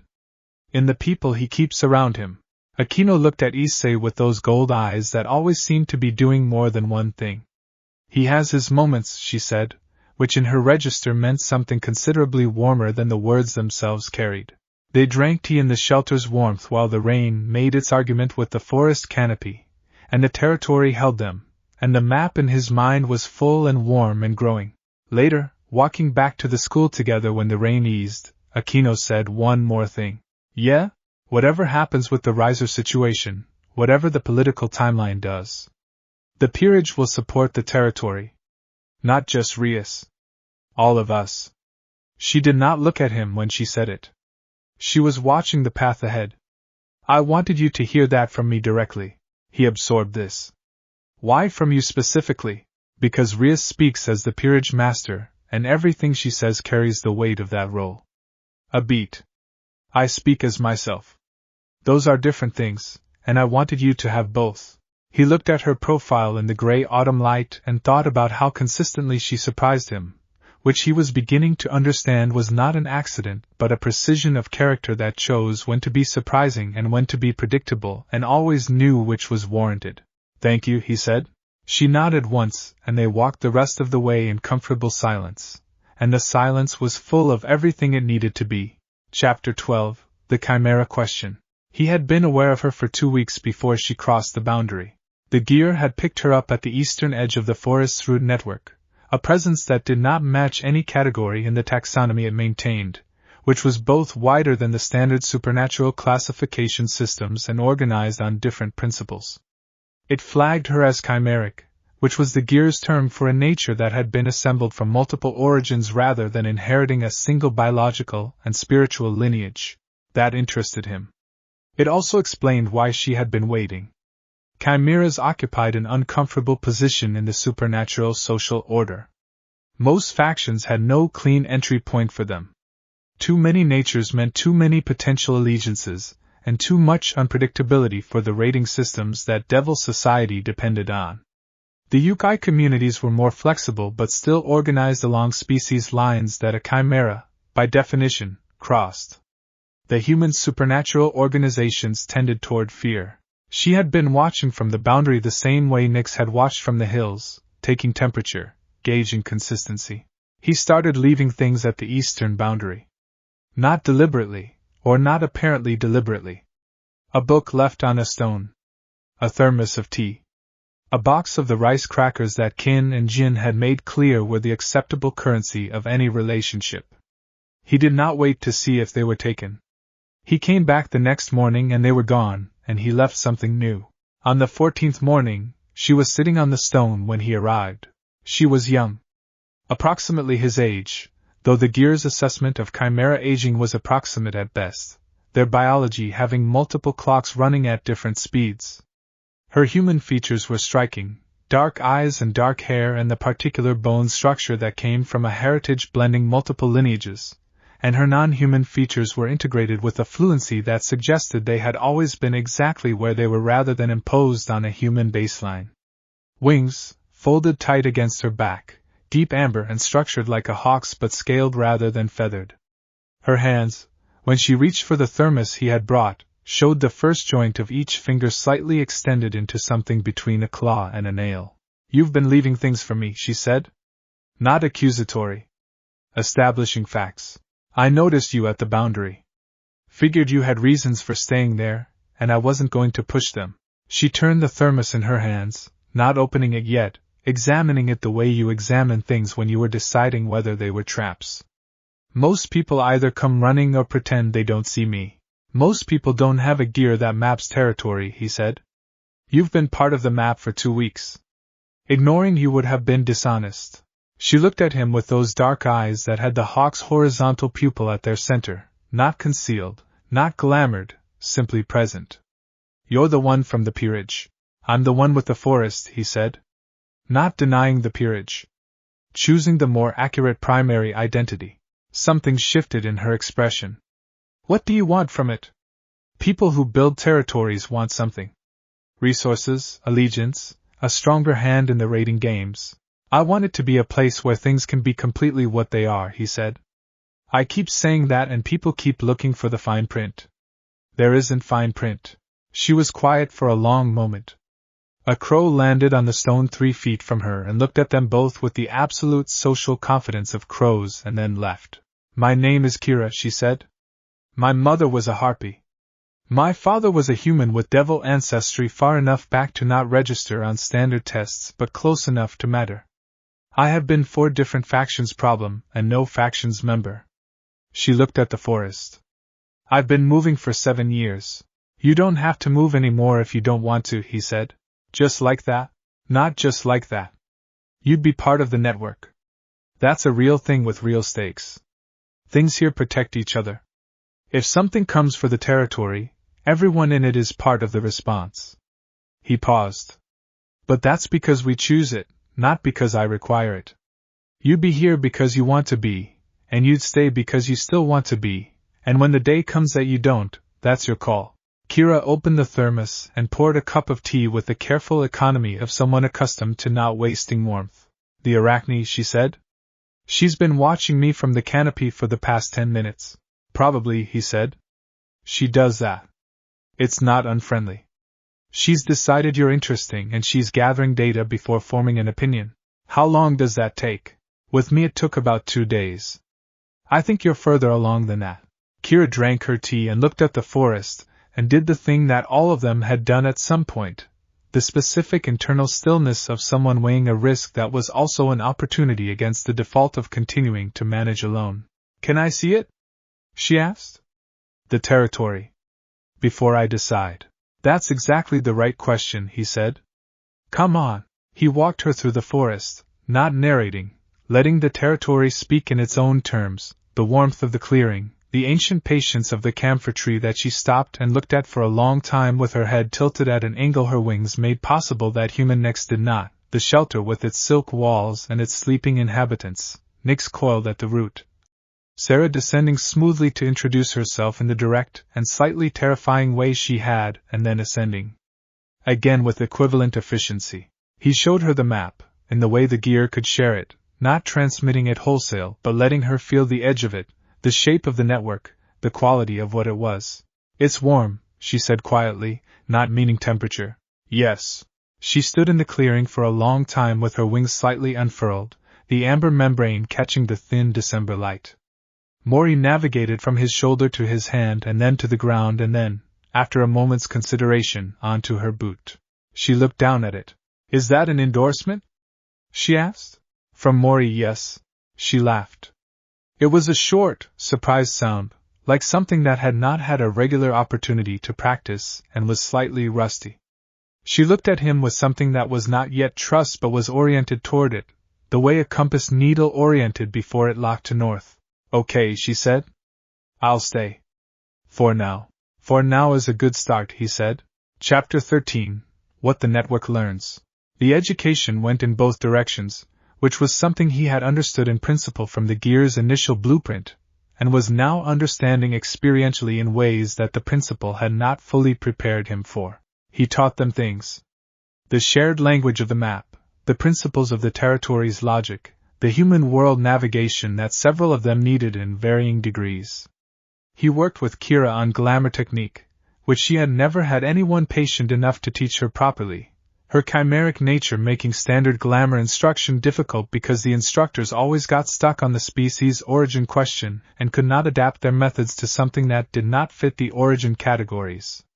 The gear showed him the underlying logic of glamour as an energy phenomenon rather than a species-specific skill, and he translated that into instruction that worked from the phenomenon upward rather than from the category downward. After 3 sessions, Kira could sustain a human appearance glamour for 6 hours without conscious maintenance, which she had not been able to do before and which meant, practically, that school and the broader co-social environment were accessible to her in ways they had not been. You're actually good at this, she said on the 3rd session, slightly accusatory, as if the competence was an unexpected inconvenience. The gear helps, he said. It shows me what the block is, not just the symptom. Your glamour was breaking at the wing attachment points because the standard technique treats that area as a surface feature when it's actually a structural load point. You need to anchor there, not smooth over it. She tried it. The glamour settled with a solidity it had not had before, all the way to the wing roots. She stood in the clearing looking at her hands, human appearing and steady, and said nothing for a moment. 7 years, she said at last. Yeah, he said quietly. In exchange, they taught him things that could not be found in any school curriculum or supernatural training manual, things that lived in the category of knowledge that only existed inside the creature that carried it. Nix spent 3 hours one morning teaching him to read the forest floor as a history text, which Lamia did from birth as a navigational and ecological skill. He had been looking at the leaf litter and seeing leaf litter. She showed him what it said, which animals had moved through in the past week, where the soil moisture gradient was running, which trees were in stress and which were in high metabolic activity, the invisible records that the ground kept of everything that happened above it. After that, the gear's map gained a new dimension, a temporal depth that had not been there before, not just what was present but what had recently been present, and what had been present a long time ago, and was gone but had left marks. Sarah gave him a working understanding of structural load analysis through the medium of web engineering, which sounded like an obscure specialization and turned out to be a comprehensive introduction to tensile mechanics, distribution of force across networks, and the properties of materials under stress. She taught the way she built, without waste, every lesson exactly as long as it needed to be and no longer, and she had a pedagogical habit of asking him to explain back to her what he had learned, not to test him but to identify the gaps between the concept as she understood it and the concept as it had arrived. You learn quickly, she said one afternoon, which from Sarah was the equivalent of most people's enthusiastic praise. I'm motivated, he said. What motivates you? He thought about it. All of you, he said honestly. What you know. What you are. I spend time with Nix and I understand the forest differently. I spend time with you and I understand structure differently. I'm not collecting knowledge the way you collect reference material. I'm becoming different because of it. Sarah was quiet for a moment, her spinnerets working on the fine secondary bracing she was adding to the shelter's northern face. The old territories worked like that, she said.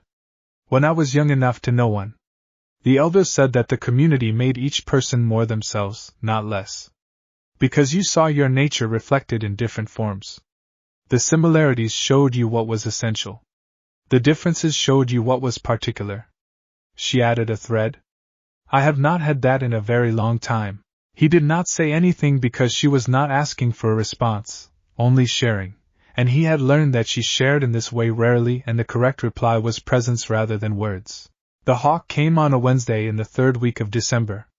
It landed on the camphor tree's highest branch and stayed for 4 hours, watching the clearing from above. The gear did not show him a communion channel with it, not yet, but it showed him that the hawk was aware of the channel's potential. It knew what he was. It was deciding about the knowing. He looked up at it once and then went back to his work. Let it decide. The territory was patient. The hawk came back the next morning and the morning after.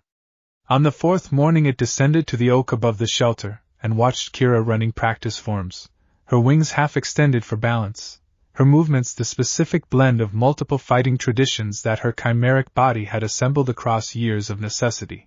The hawk watched for 40 minutes. Then it descended one more level, to the shelter's roof, and waited. Issei looked up at it. The gear opened a thread. The hawk's awareness was sharp and hot, and ancient in the way birds were ancient, memory carried in bone and hollow air, the sky knowledge of a species that had mapped every updraft and thermal over territory it had watched from above for generations.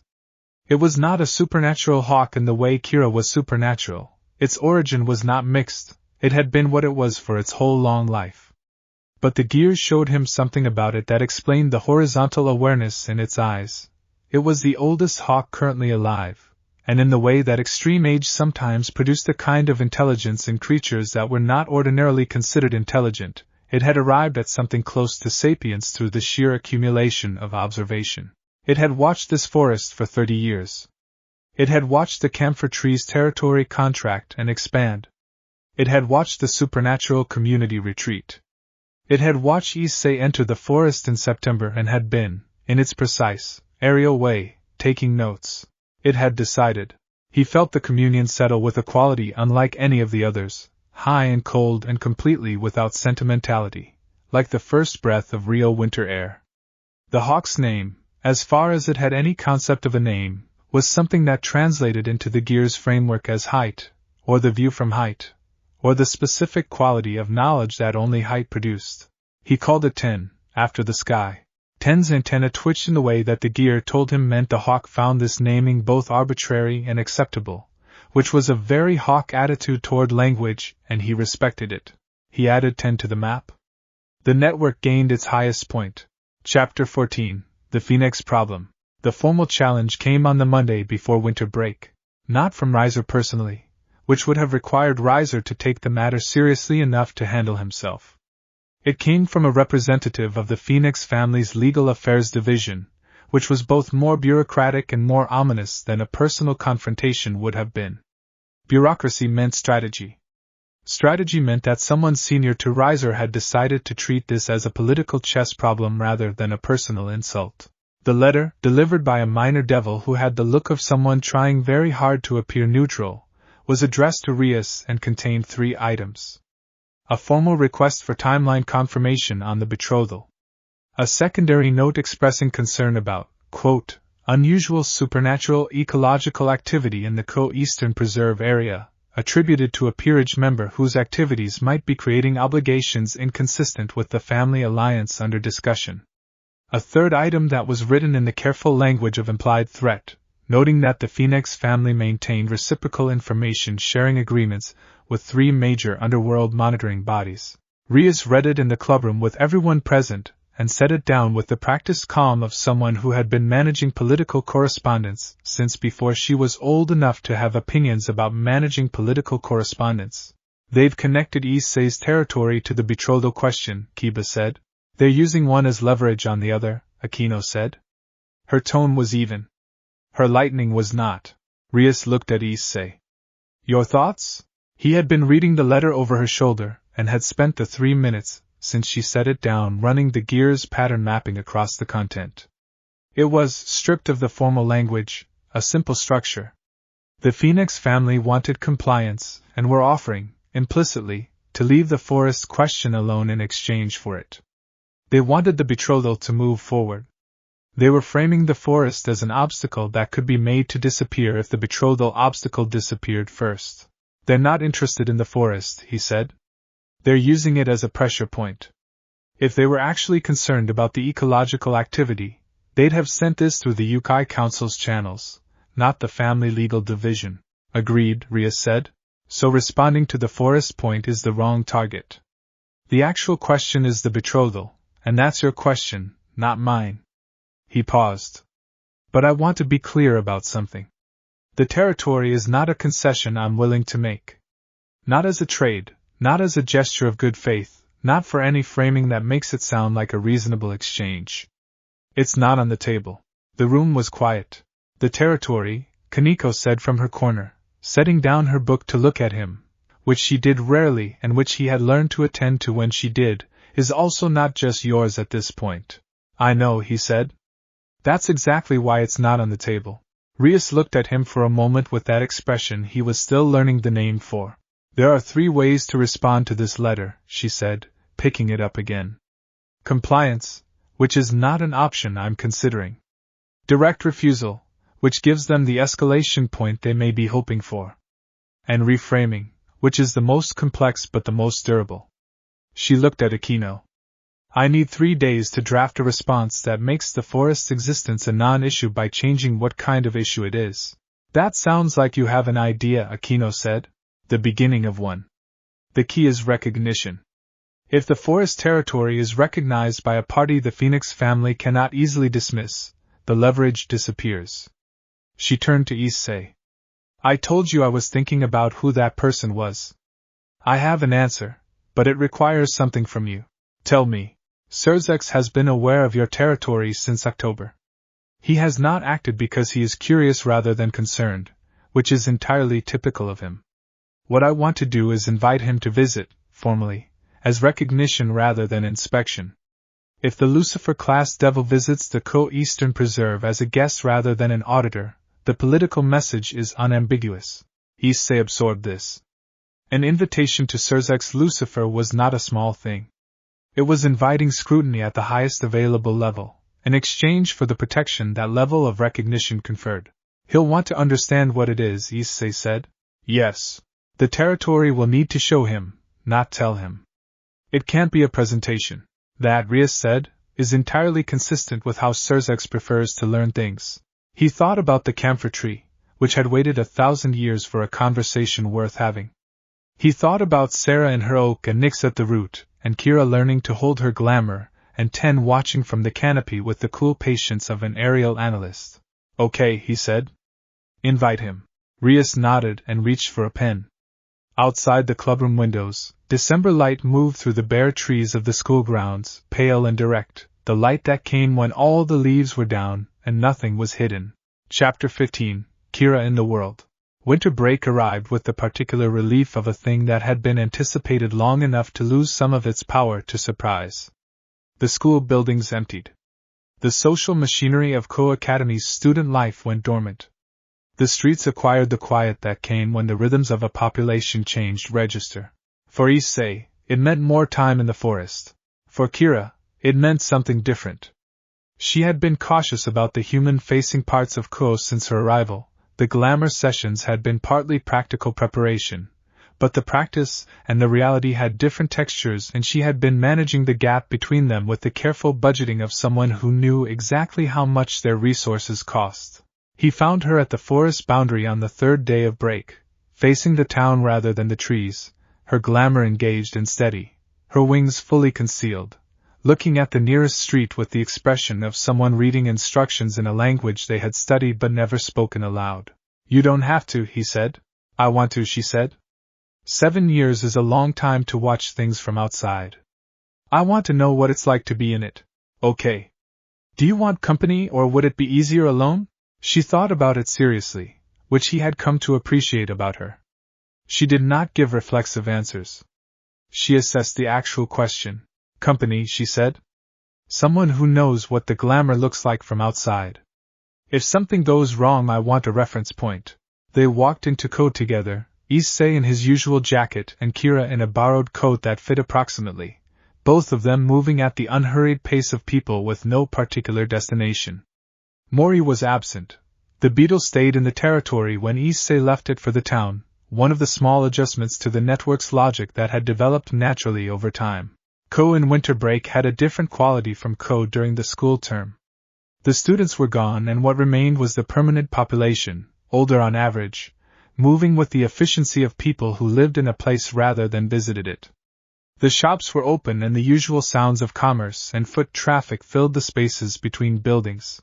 Kira walked through it with wide eyes that her glamour made look fully human but that he could see, knowing her, were processing everything with the hawk pupil precision underneath. It's louder than I expected, she said. The sound bounces differently in a built environment, he said. You're used to forest acoustics. Everything is so close together. That's a city. She stopped at the window of a bookshop and looked at the display with the expression of someone encountering something they had wanted for a long time, and were not yet sure they were allowed to have. He waited. Can we go in? She asked. Yes, he said. That's generally the purpose of bookshop windows. The bookseller was a woman in her 70s who looked at them both with the warm non-inquisitiveness of someone who had been running a bookshop long enough to accept that people came in all configurations and her job was to match them with books rather than to form opinions about them. Kira moved through the shelves with the cautious wonder of someone handling an environment that was new but which she had been imagining for a long time. She found a section on structural engineering and looked at it for a long time. Sarah would like this, she said quietly. Probably, he agreed. Though she'd have strong opinions about the methodology in most of them. She has strong opinions about everything. Is that a complaint? Kira pulled a book from the shelf and looked at the cover. No. It's an observation.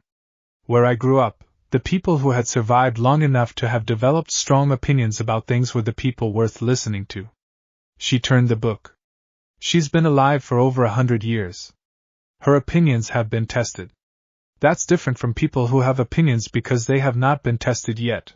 He thought about this while she returned the book carefully to its exact position. What did you want to be? He asked. Before everything got complicated. She was quiet for long enough that he thought she might not answer.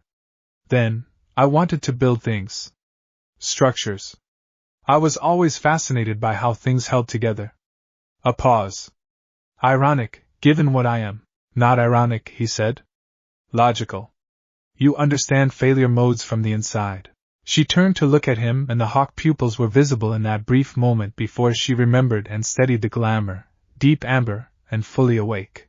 No one has ever said it like that, she said. It's true, he said. Also, if you want to learn structural engineering, Sarah has forgotten more about it than most university programs will teach you. Kira looked at the shelf for another moment. Then she picked the book back up, carried it to the counter, and paid for it with the careful deliberateness of someone performing an action that was both small and significant.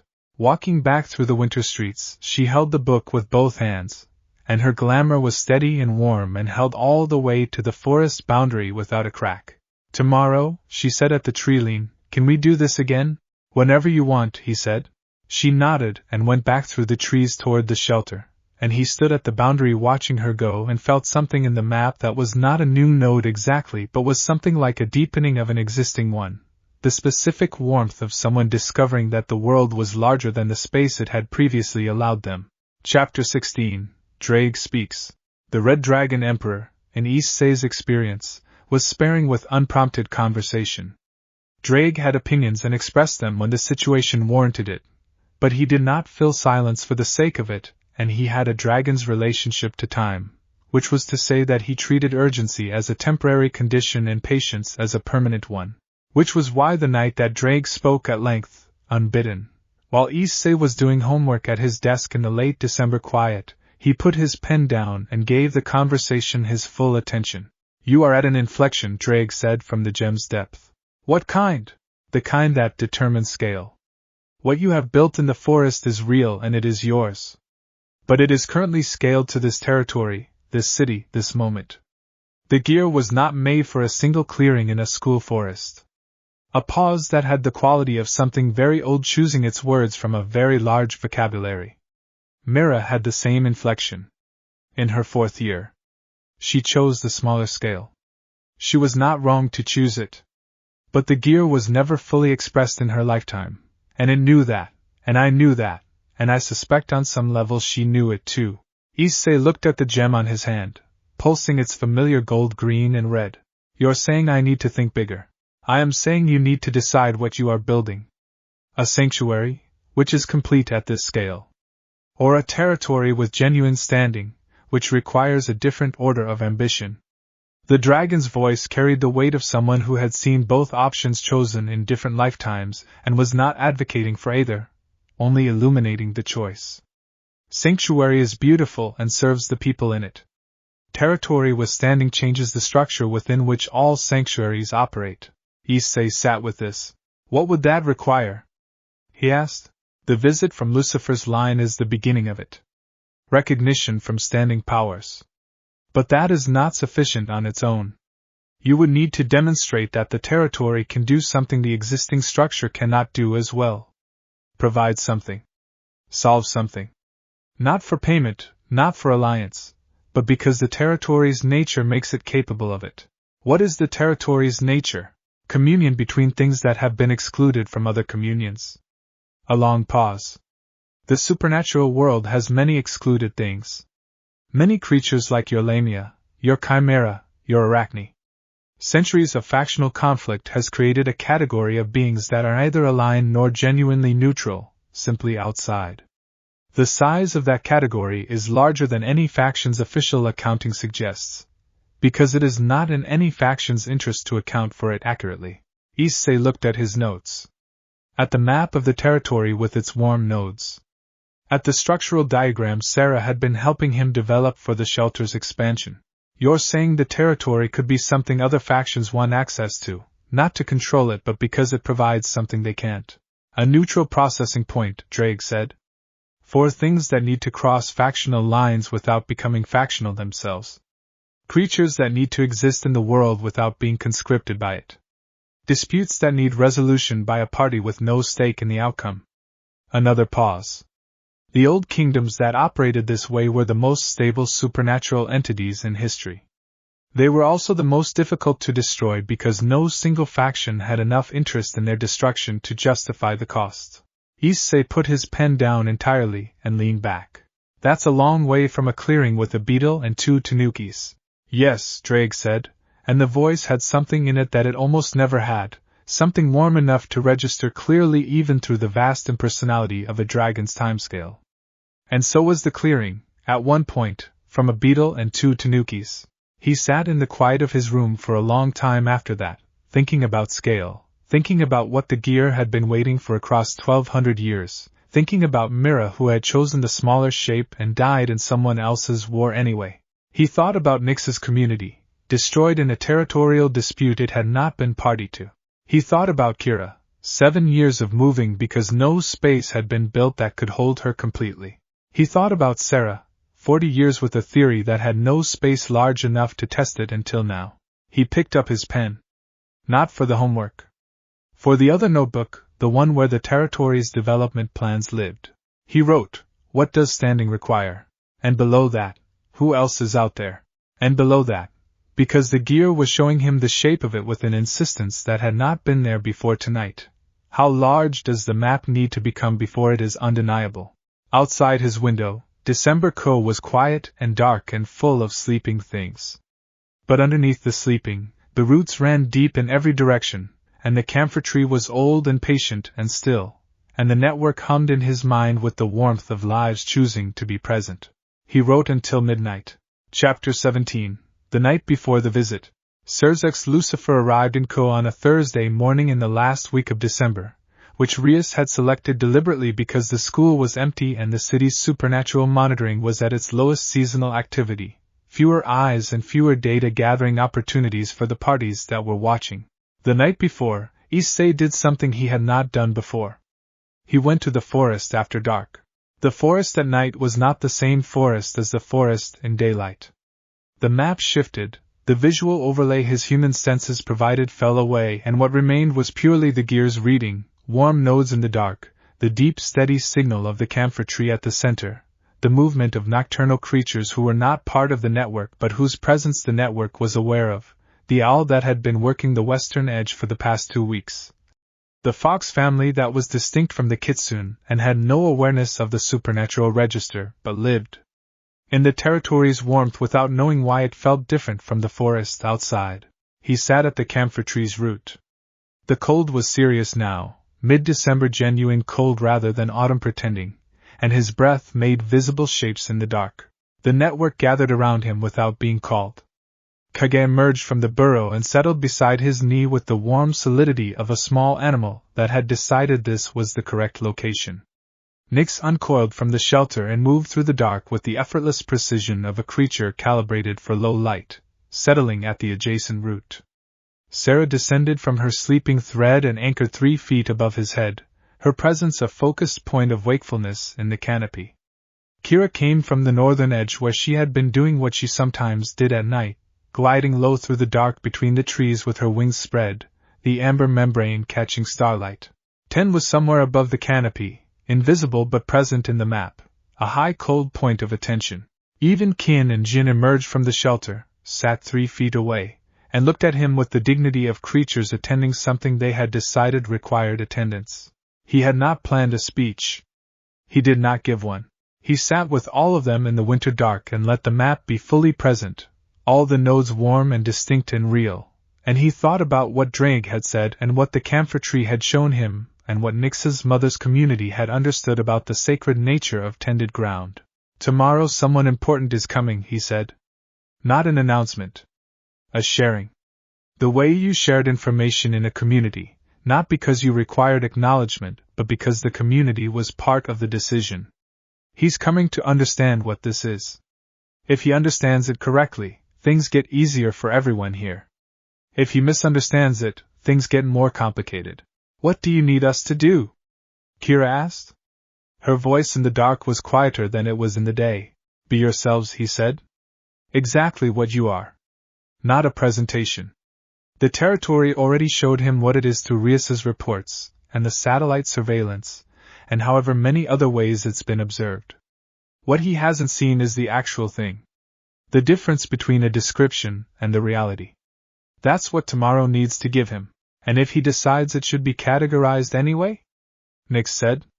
Her voice had the levelness of someone asking a practical question rather than expressing fear, but the practical question was carrying something heavier than its tone suggested. Then I'll disagree with him, Issei said. Clearly and without apology, and from a position we'll have been building since September. He paused. And for what it's worth.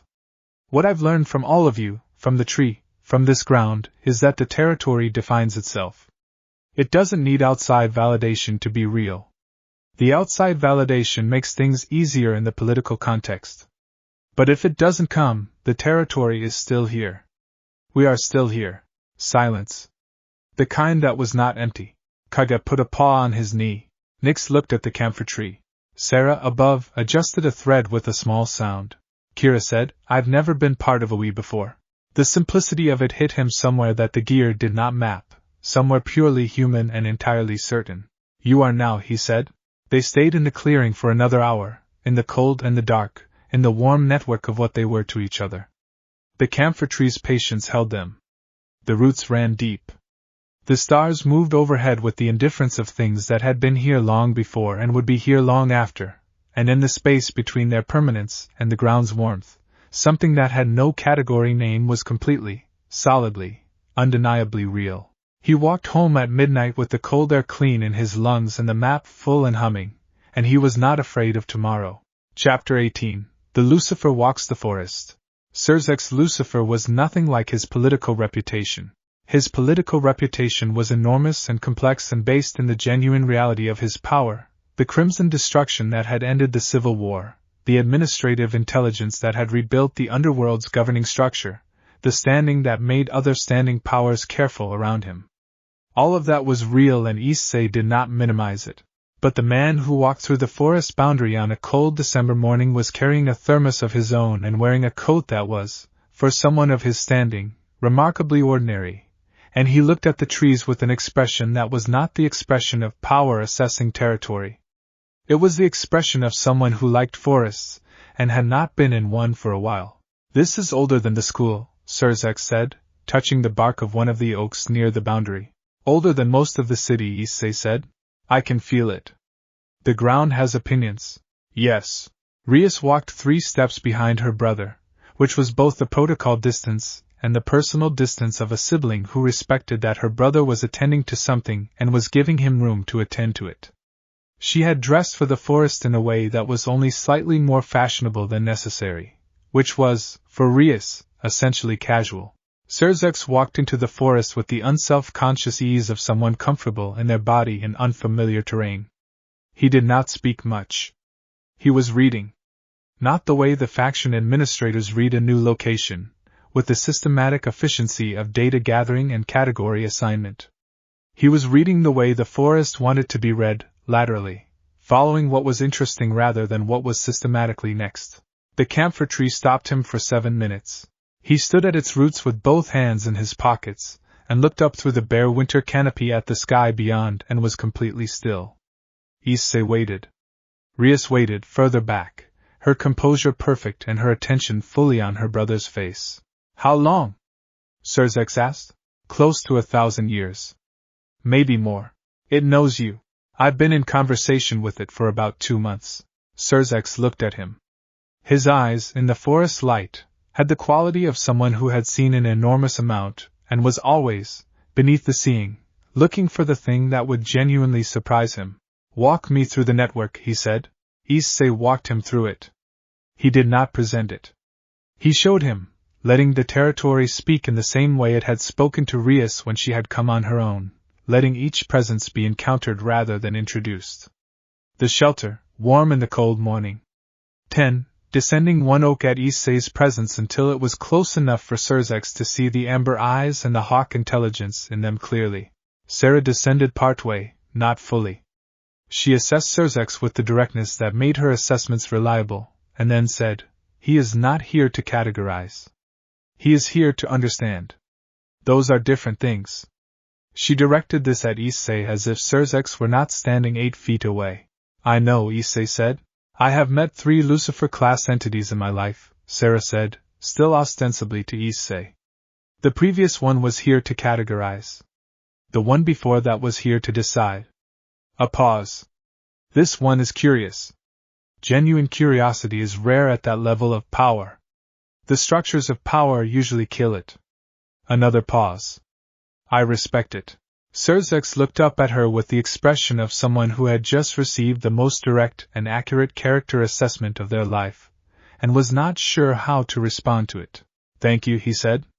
"I think." Sarah returned to her web without further comment. Nyx was at the shelter's root, fully present, her scales catching what winter light came through the canopy. She looked at Serzex, and he looked at her, and the looking had the quality of 2 old intelligences taking each other's measure without the social machinery that usually mediated such meetings. "Lamia," he said. "Nyx," she said. "You've been in this territory since the fall?" "I have been in these hills longer. In this territory since October." "What brought you?" Nyx looked at Issei briefly, not for permission, for the pleasure of the shared referent. "Something that was worth coming to," she said. "For the first time in a long time." Serzex was quiet after that for several minutes, walking the clearing's perimeter with his hands still in his pockets and his attention moving between the physical space and something in a register Issei could not read directly but could infer from the way the gears map responded to his presence, a recognition that the man was doing his own version of mapping.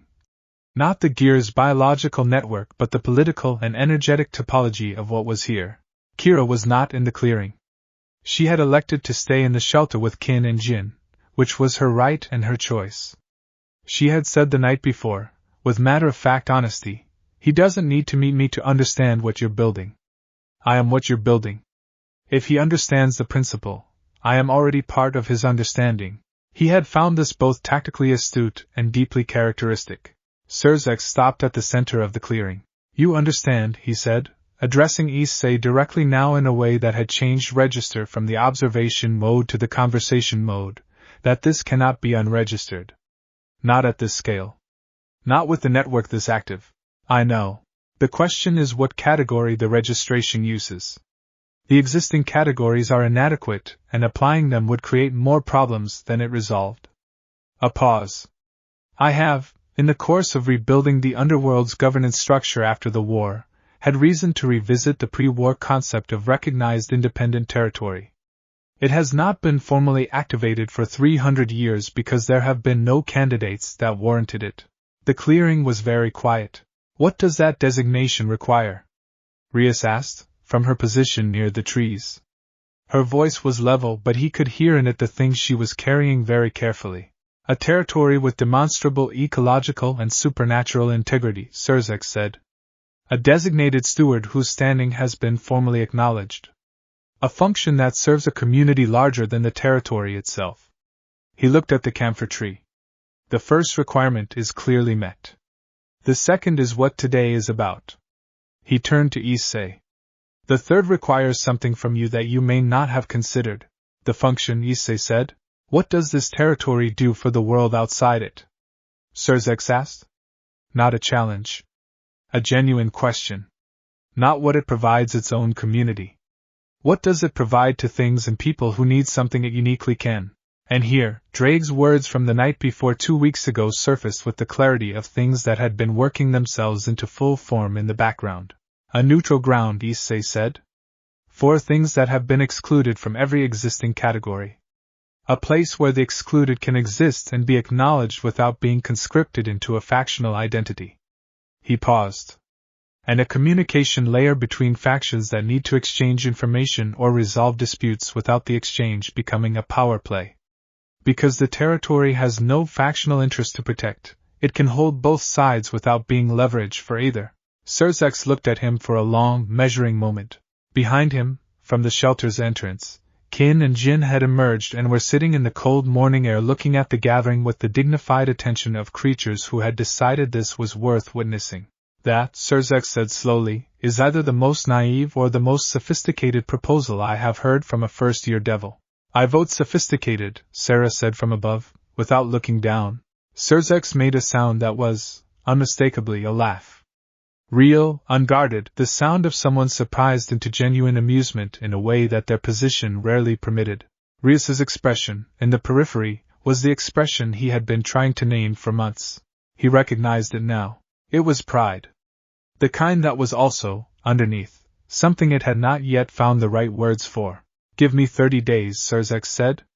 The paperwork for recognized independent territory has not been pulled from the archive in 3 centuries. I want to do this correctly. He looked at the forest around him, at the winter light on the camphor tree, at 10 in the oak canopy watching with those ancient amber eyes. And I want to do this because it should exist. Not as a political gesture. Because the supernatural world needs this, and has needed it for a long time and did not have the right conditions for it until now. He looked at Issei one more time. The Phoenix family will object, he said. Yes, Issei said. Their objection will be noted and will not change the outcome. A pause. I am Sirzek's Lucifer. I have earned certain prerogatives. He said it with the mild tone of someone stating a fact that was simply true and did not require performance to be convincing. The mild tone was, in some ways, more absolute than any declaration of power would have been. He walked back through the forest the way he had entered, unhurried, touching one last tree at the boundary as he passed. He and Rias disappeared through the tree-line, and the sound of their footsteps faded. The clearing held itself. 10 descended from the canopy oak to the clearing oak, 12 feet above the ground, and regarded the space below with the comprehensive attention of something that had decided it was staying. Kage emerged from behind the shelter and sat beside Issei's boot with the solidity of a small anchor. Nick said from her root 30 days. 30 days, he confirmed. A great deal can happen in 30 days. It can, he agreed. So can a great deal of nothing, which is sometimes the better option. Nix made the sound that was, he had learned, her equivalent of a dry laugh. Low and brief and genuine. Mori navigated from his shoulder to his hand to his knee to the ground and began its usual methodical survey of the clearing, which it did every morning, touching each root and stone and boundary point in a route that had been exactly the same for 3 months, the beetle's version of tending. The gear was warm. The map was full. The territory held its ground in the winter air. He sat down against the camphor tree's root and let the morning settle around him, and the morning was good. Chapter 19, The 30 Days. The waiting was not empty. He had expected it to feel like suspension, the particular quality of time that gathered between an event and its resolution. Instead it had the texture of acceleration. The 30 days Surzex had named were 30 days in which the territory was not yet formally anything and therefore existed in the specific vulnerability of things that were real but unacknowledged, and that condition required active management rather than patient stillness. The surveillance continued. The mid-class devil from the coffee shop was replaced by a different operative in the first week of January, better again, this one using an apartment with a window line of sight to the forest boundary that the gear's perimeter awareness flagged on day 2. Issei noted her, filed her, monitored. He had expanded the perimeter awareness network in December, following Nix's teaching about reading the ground's history, understanding that the territory's boundary was not a single line but a gradient, the forest's biological signature thinning as it moved outward and then, beyond a certain point, becoming the ordinary ecology of an ordinary city. What the gradient meant practically was that he could detect interest from further away than before. The boundary was not just a wall. It was an information system. The Issei Council sent a formal inquiry in the second week of January, which was different from surveillance because it was above board and required a response. The inquiry asked, in the careful bureaucratic language of an organization that had been managing supernatural territory disputes for centuries, for clarification of the nature, scope, and registered affiliation of the activity observed in the Co-Eastern Preserve. He drafted the response himself. Rias reviewed it. Surzex's office had, in the first week, sent a short note advising that formal responses to third-party inquiries should be neither confirmatory nor deflecting but simply accurate, stating what was true without offering interpretive framing that could be adopted or disputed. He wrote, "The Eastern Preserve is a developing territory under the stewardship of Issei Hayadu, a member of the Rias Gremry peerage. The territory operates on principles of voluntary communion and ecological integrity. Its current status is under formal review by Surzex Lucifer. Further questions regarding category and standing should be directed to that office." It was 3 sentences. It said nothing false. It said nothing that could be easily turned against him. Rias read it twice and said, "You have been paying attention? I have good teachers," he said. The Issei Council acknowledged receipt and went quiet, which was either skepticism or the bureaucratic equivalent of watching and waiting, and was in either case preferable to escalation.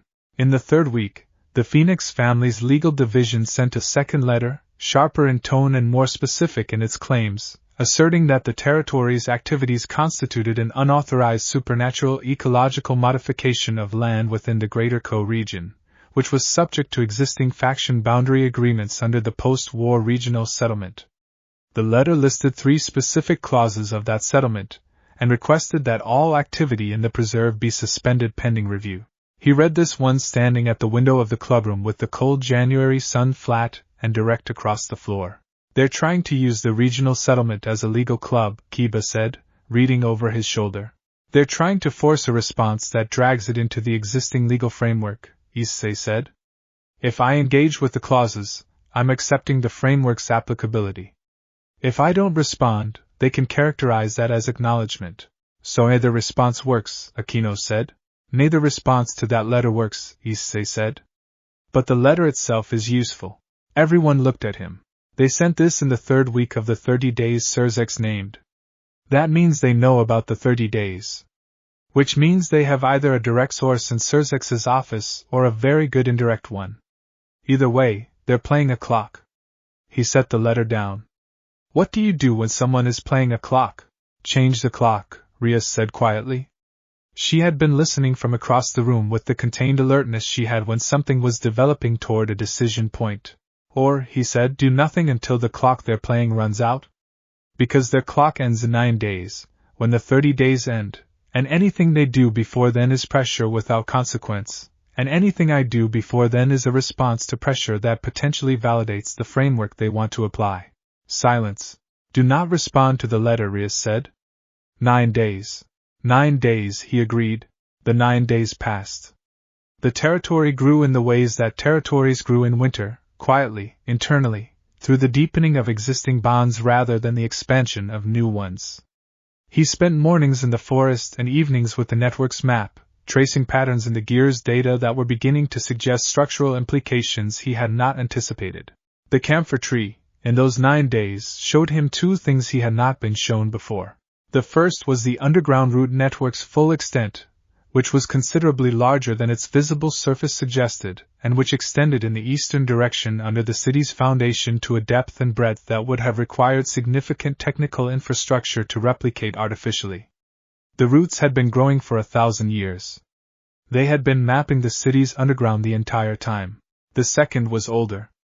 In the deep archive of the tree's memory, below the centuries of supernatural community and the decades of retreat, there was a period perhaps 1,500 years ago when the ground on which Ko now stood had been a recognized territory in the old sense, with a steward and a network and a function that served the surrounding region. That steward had died without an heir and the territory had gone into dormancy rather than dissolution, because the camphor tree was already old enough to hold its integrity through an absence of stewardship, and had simply waited. He sat with this for a long time. The territory was not new. It was a resumption. He was not a founder. He was a continuation. The distinction settled something in him that he had not known was unsettled, a question about whether he was building something that could last or building something that was his alone, and would therefore only last as long as he did. The tree's history answered that. Things rooted deeply in good ground outlasted their stewards. The ground itself was part of the continuity. On the 9th day, Surzex's office sent a single message to Rias, which she forwarded to him without comment. It read, "The paperwork is complete. Tomorrow." Chapter 20, Recognition. The formal recognition of a territory as a recognized independent entity under underworld law was, Surzex had explained in the briefing delivered through Rias 3 days before, not a ceremony in the traditional sense. There was no ritual, no gathering of witnesses, no document signed in a specific location under specific conditions. It was an administrative act, a registration in the Central Supernatural Registry, and the administrative act was what had legal standing. What happened at the site was not legally necessary. It was practically significant. Surzex came again in the early morning, this time accompanied by 2 members of his administrative staff and a records official whose entire purpose was to complete the registry entry on site, which apparently the great Satans had authority to require in circumstances where physical verification of a site was warranted. The records official was a precise woman named Tobias who looked at the forest with the expression of someone determined to apply professional detachment to whatever she encountered, and who spent the first 15 minutes of her site visit with her detachment progressively eroding as the territory's character made itself felt. She stopped at the camphor tree for 4 minutes. She looked up at the canopy and then down at the roots and then at Issei with an expression that had quietly set aside professional detachment in favor of something more honest. "I have registered 47 territories in my career," she said. "This is different." "How?" he asked. "Most territories are defined by their boundary. What's inside and what's outside. The legal definition runs along the perimeter." She looked at the roots again. "This one is defined from the center. The boundary is a consequence of the center rather than the center being a consequence of the boundary." She paused. "That is not standard. In fact, I am not certain the standard forms accommodate it correctly. What will you do? Use the forms we have and add a notation. The notation will be longer than the form." She pulled out a small leather portfolio. Steward's name, Issei Haida. Primary natural anchor, Cinnamomum camphora, Eastern Co-Preserve, age approximately 1,000 years. Character of territory, voluntary communion ecology, neutral standing, excluding factional alignment. She looked at him. "Under function, I have developing." "Is that accurate?"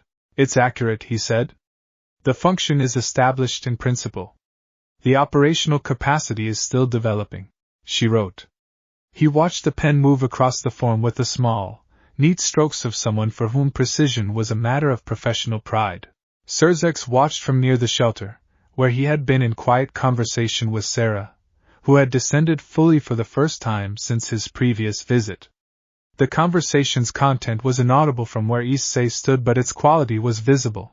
Sarah was speaking with the directness she reserved for things she considered worth her full engagement, and Surzex was listening with the completeness of someone who had recognized the value of what was being offered. Rias stood at the clearing's edge. She was wearing red, which she rarely did in contexts outside formal Devil Society occasions, and it was the particular shade of Gremory crimson that carried the full weight of her family's standing. She had not explained why she had dressed this way. He understood without explanation that she was marking the occasion in the only language the underworld's power structures fully read. Nyx was at her usual route, fully present, her scales in the cold morning air carrying a clarity that the warming months had softened. Kira was beside the shelter's entrance, her glamour down, wings half extended, amber and open. Kage and Kaze were in the clearing, not in their burrow, sitting in the particular posture that Issei had come to understand as their formal attendance posture, upright and attentive in a way that was categorically different from their usual sprawl. Kin and Jin were in the sunbeam that the cold morning produced between the eastern oak and the shelter roof, grooming each other with a composure that communicated, with Kitsune efficiency, that they considered this significant and had decided their contribution to significance was to be impeccably themselves. Ten was in the highest branch of the camphor tree, perfectly still, watching everything. Tobias completed the form. She wrote a separate page of notation. She looked at it critically and added 2 more paragraphs. The registry entry requires a territory name, she said, looking up. He had thought about this. He had thought about it for 3 weeks, in the spaces between the practical work of managing the 30 days, testing different framings against the gear's sense of what the territory was and filtering the ones that were too small or too large or too attached to a particular cultural context to be accurate. He looked at the camphor tree. He looked at the network map in his mind, all its warm nodes distinct and chosen and real. Kamaribi, he said. The word for the way light comes through leaves. Tobias wrote it without reaction, which was either professional neutrality or the response of someone who found it appropriate and did not need to comment on appropriateness. Surzex, from near the shelter, said quietly, "Good name." Tobias closed the portfolio. The registry entry will be live in the central system within 6 hours, she said. From that point, Kamaribi has formal standing as a recognized independent territory under underworld law. Challenges to that standing require filing with the Lucifer Administrative Office and are subject to a standard 60-day review period. A brief, precise smile. The Phoenix family has 30 days before the 60-day review period would expire, which meant, Issei understood, that by the time any challenge could be formally processed, the recognition would be 60 days old and 60 days more embedded in the legal landscape, and the cost of challenging it would have accumulated interest.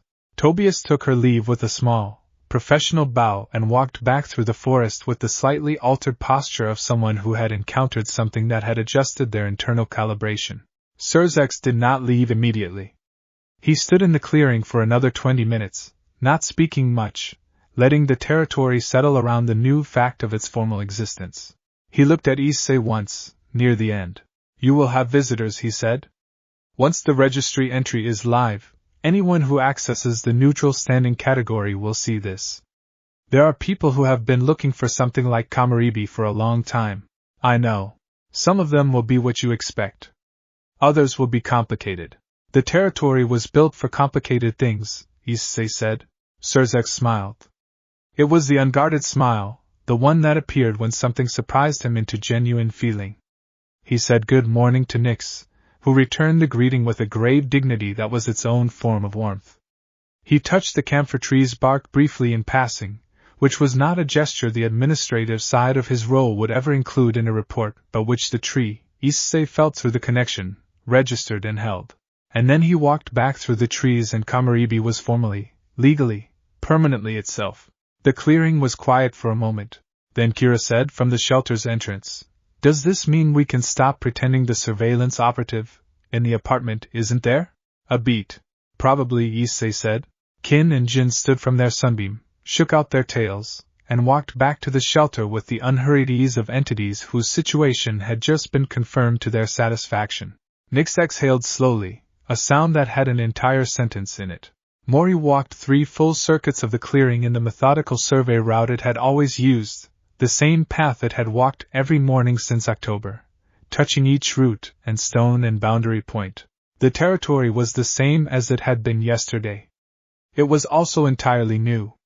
Both things were true without contradiction, the way the best things were always true without contradiction, each layer of meaning reinforcing rather than displacing the others.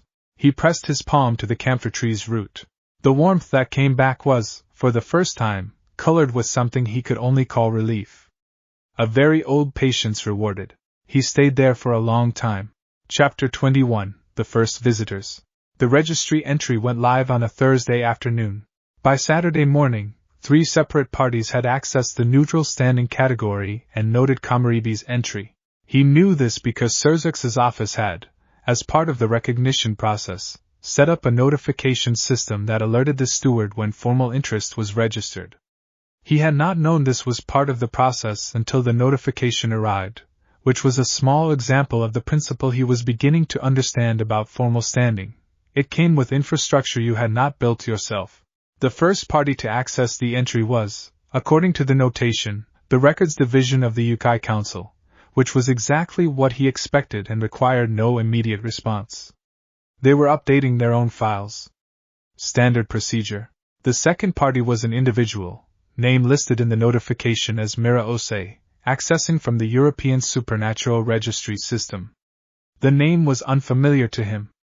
He forwarded the notification to Rias and asked if she knew it. She responded 3 hours later. Mira Issei is a Nephilim living in Vienna. Fallen angel lineage, human mother. She has been without formal standing for approximately 40 years because the fallen faction requires full lineage compliance, and she does not qualify. She is not dangerous, but she is very old and very capable, and if she is interested in Kamaribi, that is worth understanding before she arrives. If she arrives, he had written back. She is booking travel, Rias had replied. She arrives Sunday. The third party to access the entry was listed only as Arachne Network, Eastern Reaches. No individual name. No contact notation. Simply the record of the access, which told him that Sarah's community, or what remained of it, was paying attention. He told Sarah that evening when she descended for the late afternoon conversation they had developed as a habit over the past months, the daily exchange of observations that had become one of the territory's consistent rhythms. Sarah was still for a moment when he said it. The Eastern Reaches Network, she said. They do not typically monitor underworld registry systems. They do now, apparently. Someone told them to watch for this specific category. She was doing the calculation he could see her doing, the spider intelligence working the web of inference. Someone who knew the category would be activated. Someone who knows what Kamaribi is and wanted to make sure the network was informed. Is that a problem? She was quiet for longer than her usual consideration periods. There are 7 Arachne in the Eastern Reaches Network who are in circumstances similar to mine, she said. Old enough to remember the pre-war territories. Capable enough to function independently. Without territory of their own. A pause. It is not a problem. It is a possibility that I am not certain how to wait. The territory can hold more than it currently has, he said. I know. She looked at the shelter, at the clearing space. That is what I am weighing. Take your time. She made a small sound that was not quite agreement, and not quite dismissal. I will consider it. Mira Issei arrived on Sunday at noon, which was earlier than most of the network had gathered, because most of them were late morning presences and Issei had developed a Sunday morning solo ritual of tea and territory maintenance that he protected fiercely. She appeared at the forest boundary with the announcement of a polite knock, energy broadcasted at a level that was deliberately not threatening, and waited. He went to meet her. She was older than any supernatural being he had encountered personally, which her physical appearance did not reflect. She looked perhaps 40 by human standards, but which the gear read in the depth and density of her spiritual signature, the accumulated weight of a life that had been very long and very much lived. She was tall, with the particular combination of features that blended human and fallen angel heritage at a generation too distant to produce wings but present enough to show in the bone structure, and in the eyes, which were the deep gray of storm clouds and carried the quality of someone who had watched a great deal and was not easily surprised. She looked at him. She looked at Mori on his shoulder. You are very young, she said. Her voice had an accent he could not place precisely, something layered from decades of multiple locations. I know, he said. I've been told. Come in. She walked through the forest with a quietness that was less the absence of sound and more the completeness of attention, the way things moved when they were fully present rather than preoccupied. She stopped at the camphor tree without prompting and put her hand against the bark and closed her eyes. 15 centuries ago, she said, I was in a territory in what is now Morocco that had a tree like this. The steward was a man named Yusef who had a sacred gear whose function I never fully understood, but whose effect was precisely this. A place where the excluded could exist without the cost of exclusion. What happened to it? Yusef died. His children were human and did not inherit the gear. The territory lasted 11 years after his death, and then dispersed. She opened her eyes. I have been looking for something like it since. 40 years in the supernatural underground of 3 continents. The network here is still developing, he said. We are not fully operational as the function I described in the registry entry. The neutral processing role, the dispute resolution capacity. Those are stated principles more than current practice. I know. I am not here for the completed version. She looked at him with those storm-gray eyes. I am here because I would like to help build the completed version. If you will have me. He considered her with the gear's full attention, which was always honest about what it found. What it found was a person of considerable power, and considerable weariness, and considerable genuine intention, the last of which was not undermined by the first 2 but perhaps explained by them. People who had been powerful long enough eventually came to understand that power alone was insufficient. People who had been weary long enough understood the price of not having a place to put the weariness down. What can you do? He asked. Not an interview question. A genuine one.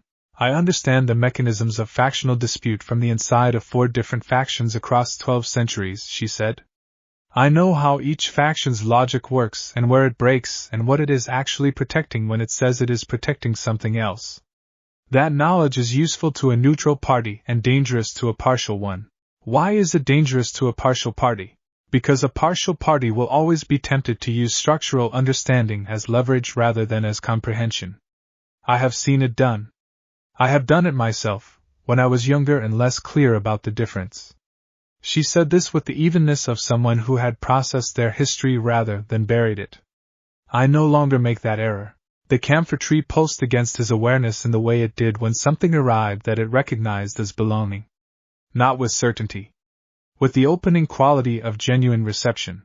The territory's principle is voluntary presence, he said. You stay because you choose to. The day you don't want to be here, you leave. No obligation, no debt.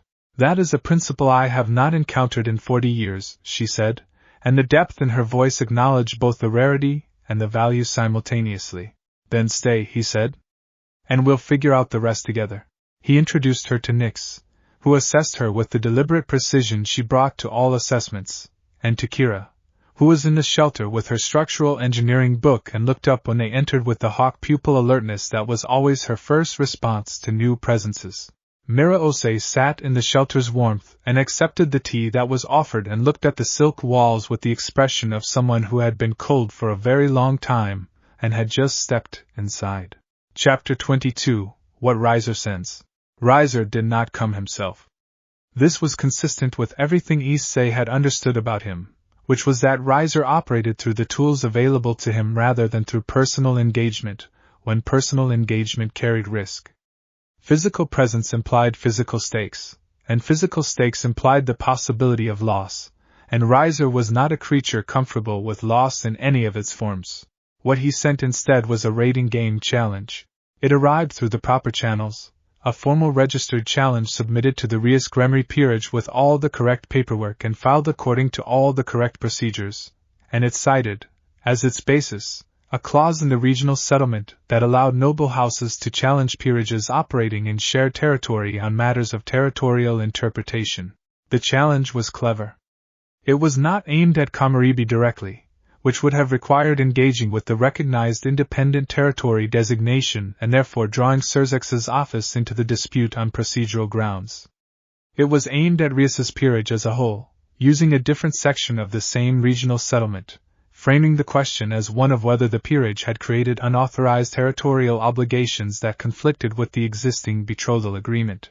If the Gremory peerage lost the game, the challenge's proposed remedy required Rias to sever all peerage support for the Kamaribi territory and to proceed with the betrothal within 30 days. Issei read it twice.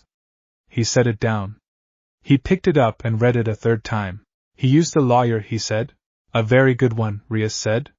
She was standing by the window of the clubroom with the controlled composure of someone managing multiple simultaneous responses.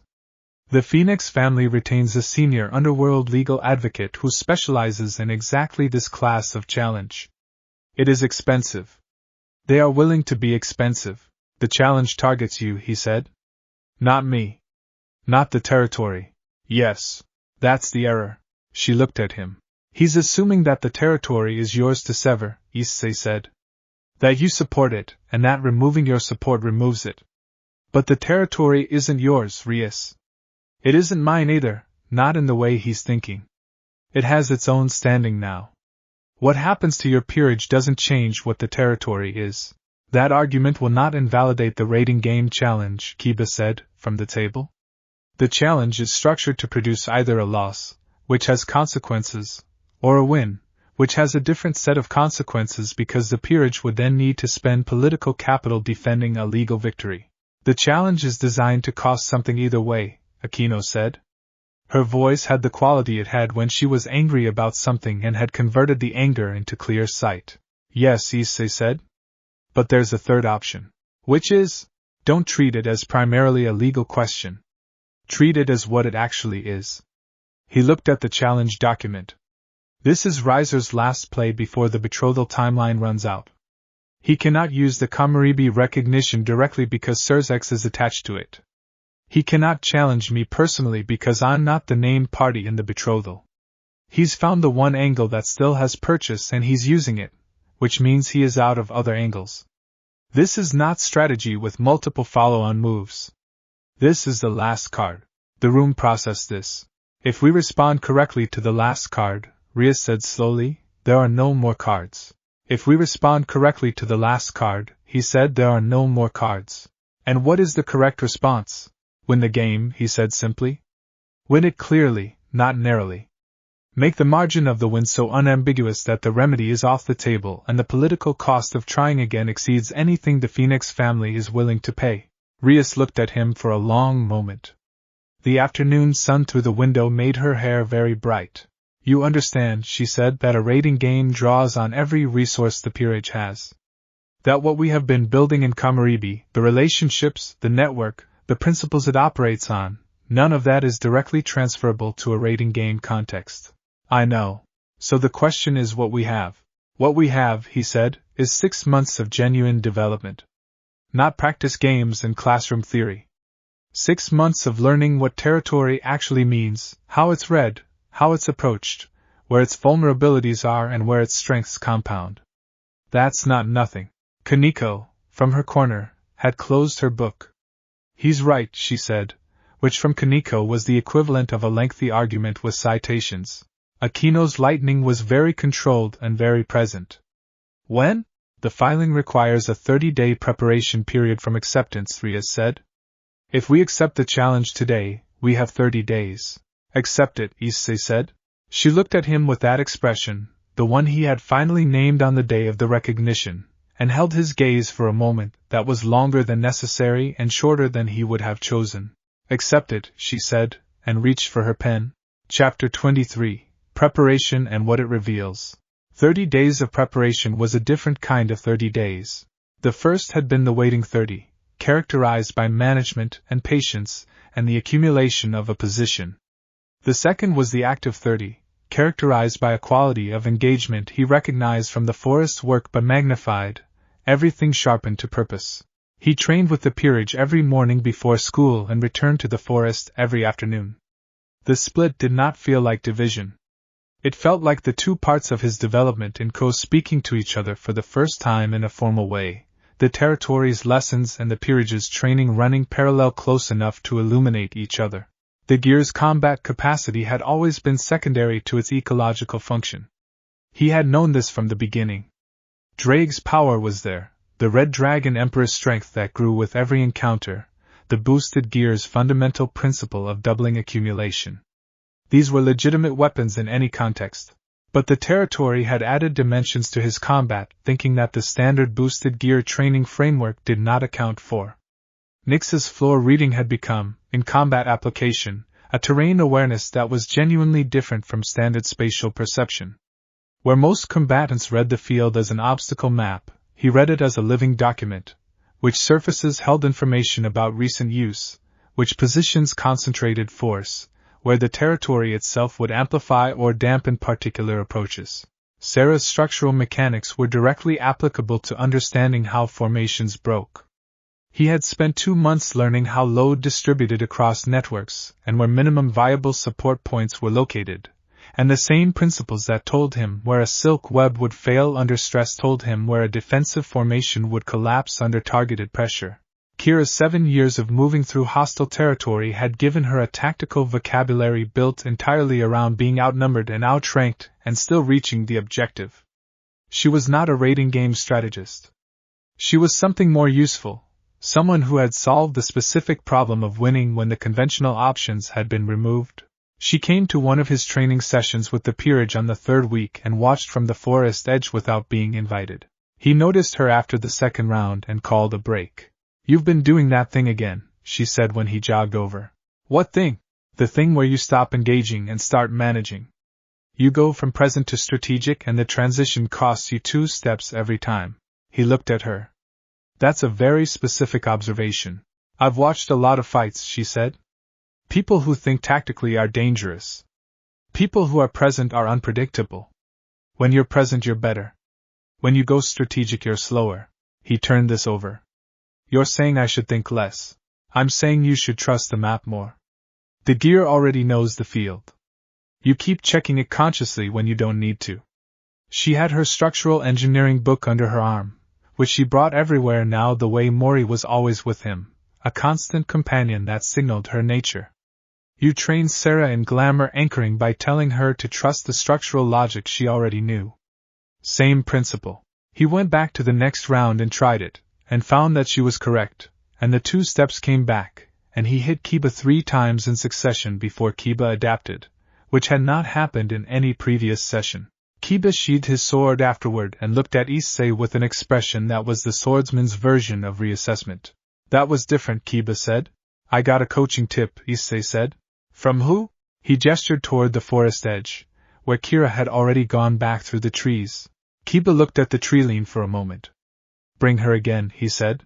Mira Issei joined the preparation in a different way. Her role was not combat but comprehension. She knew the Phoenix family's tactical history from 3 centuries of observation, their preferred game structures, the formations they defaulted to under pressure, the specific patterns that had won them games across multiple generations of the family's raiding game participation. She conveyed this knowledge in the evenings, in the shelter's warmth, with the precise efficiency of someone who understood that information without context was useless and context without information was incomplete.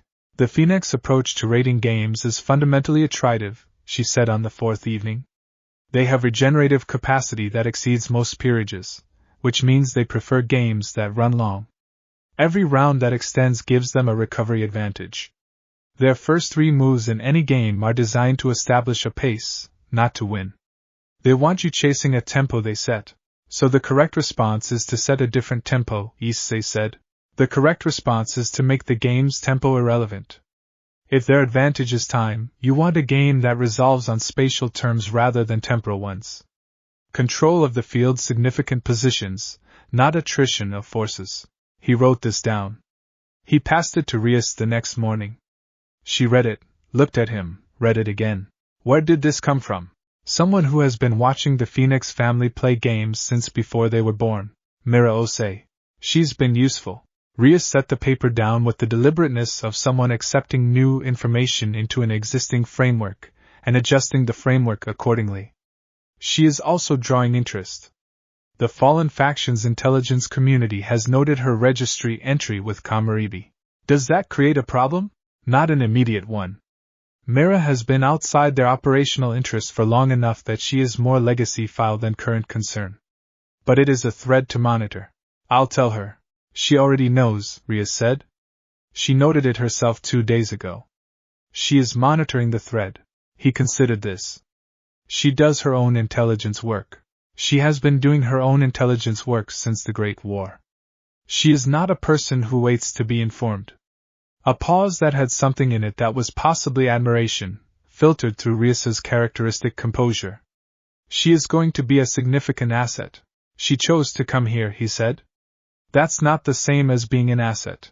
The subtle thing happened in Rias's expression that happened when he said something that relocated a concept in her framework. No, she said after a moment. It isn't. Chapter 24, The Day Before the Game. He spent the day before the game in the forest. Not training. Not strategizing. In the forest in the way he had been in it since September, present and receptive and doing the work of a steward rather than a combatant, moving through the route network's mapped paths, checking the shelter's winter maintenance, sitting with the camphor tree in the particular quality of listening that the tree's communication required. The network was larger now than it had been in December. Mira Issei had brought something he had not anticipated when she arrived, a quality of settled confidence that had altered the territory's social atmosphere in ways that were subtle and cumulative. She did not take over. She did not insert herself into the existing dynamics. She occupied her space in the territory with the ease of someone who had been searching for exactly this space for a very long time and was, having found it, simply and completely present. Nix had developed a habit of sitting near Mira in the mornings, not speaking much, the two of them in parallel contemplation in the shelter's warmth. He had noticed this without commenting on it. He thought the companionship was doing something for both of them that conversation would have been inadequate to provide. The Hawk family, Ten's territory, had expanded in January. 3 younger Hawks that Ten appeared to have sponsored in some way were now regular presences in the upper canopy, not in the communion network but aware of the territory, and operating within it with the respectful precision of creatures that understood they were guests. He had not needed to do anything about this. Ten had managed it, which was the kind of territorial self-governance the Gear had been showing him as the target state, a community that did not require constant stewardship decisions because its members understood and maintained its principles themselves. Kage and Kaze had recruited, or been joined by, a third Tanuki in February. Her name, in the Gear's framework, translated to something like early morning, and she was younger than the others with a brightness and a directness of movement that contrasted with Kage's ancient deliberateness and Kaze's wind-swift unpredictability. The 3 of them were becoming their own small community within the larger one, and their corner of the clearing had taken on the character of their collective personality, active and warm and prone to organized chaos. Kira sat beside him at the camphor tree's root for a while in the early afternoon, not doing anything in particular, which was something she had learned to do in the territory after 2 months of practice. Learning to simply be present without a purpose had been a process for her, coming from 7 years of movement where presence without purpose was a vulnerability. The territory had been patient with that learning. Tomorrow, she said. Tomorrow, he confirmed. Are you ready? He considered the question honestly. The peerage is prepared. The strategy is sound. The tactical situation has been analyzed from more angles than any raiding game the Phoenix family has played in the past century has been analyzed. A pause. Whether that amounts to ready, I'll know tomorrow. That's honest, she said. The forest taught me not to lie to myself about preparation. Actual readiness and the feeling of readiness are different things. The feeling can be manufactured. The actual can't. She turned the structural engineering book over in her hands. It had been read through twice now, annotated in the margins with her cramped, precise handwriting and with the occasional notation that was part word, part sketch, the beginning of a spatial vocabulary she was developing for ideas the existing technical language did not yet fully capture. If something goes wrong tomorrow, she said, not with anxiety but with the practical focus she brought to contingency thinking, what does that look like for the territory? The territory's formal standing doesn't change. That's in the registry regardless of the game's outcome. He was clear about this. Rias would have to formally separate her peerage support, which affects resources and operational capacity. It doesn't affect what we are. And you? He looked at the camphor tree. I'm the steward. The steward's circumstances don't change what the territory is. The territory is defined from the center, not the boundary. Kira was quiet for a moment. You told Tobias that. She wrote it in the notation. The tree showed me. The tree is smart. 1,000 years of patience will do that. Sarah descended in the late afternoon, completing her daily maintenance route, and sat on the route across from him with the ease she now brought to ground-level presence, something that had developed gradually over the months from the formal perching of an early acquaintance into the comfortable presence of someone who had stopped measuring the distance. The Eastern Reaches Network has been in contact again, she said. What do they want? They want to know if Kamaribi has capacity for more. She said it without inflection, but the quality of her stillness had something in it that he read as more than professional interest. Two of them, specifically? Raida and Varel. They are the ones I mentioned when the notification arrived. The ones whose circumstances are most similar to mine. What did you tell them? That I would ask. She looked at the shelter, at the clearing, at the winter bare oaks and the camphor tree's permanent canopy. Kamaribi is not my territory to offer. But you trust my judgment about what belongs here. I do. Then I'm telling you, they belong here. She said it with the directness she used when the calculation was complete and the conclusion was certain. They are not young. They are not uncomplicated. But they are genuine, and they have been without ground long enough that they understand the value of it in a way that people who have never been without it do not. Tell them to come, he said. When they're ready. She nodded once. She remained sitting on the root for a while after that, in the familiar comfortable silence that needed no filling, watching the late afternoon light move across the clearing in the particular way it moved in late winter, low and golden and full of the specific quality of a season preparing to change. He thought, tomorrow the game. The day after, spring begins to approach, and the territory expands, and the function Drake described begins its operational phase, and whatever comes next will come to a place that is rooted and recognized and full of lives that chose it. He was, he realized, not afraid. Not the absence of fear. Something more complete than that. The particular quality of ground that had been tended long enough to be trusted. Chapter 25, The Raiding Game. Raiding games were held in constructed fields, simulated territories assembled by game management systems that drew on recorded environments and produced spaces that were real enough for combat purposes without the collateral implications of fighting in actual locations. This one was assembled from a composite of forest and ruined architecture templates, which the Phoenix family's legal team had almost certainly influenced in the selection because forest favored attrition and ruined architecture favored positional holding, both of which leaned toward the Phoenix approach. He noted this when the field materialized around him, and told himself it was information rather than disadvantage. The information was, they expected to fight this on their terms. That expectation was itself a vulnerability if he did not confirm it. The Gremery peerage entered the field from the southern boundary. The Phoenix team's energy signatures registered across the map immediately, organized and confident, arrayed in the specific formation that Mira had described. The attrition spread, designed to cover the maximum surface area and force engagement on multiple fronts simultaneously, denying any single point of decision. He had a counter to that. It was not a clever counter. Clever counters tended to be fragile because they depended on the opposing team doing something predictable.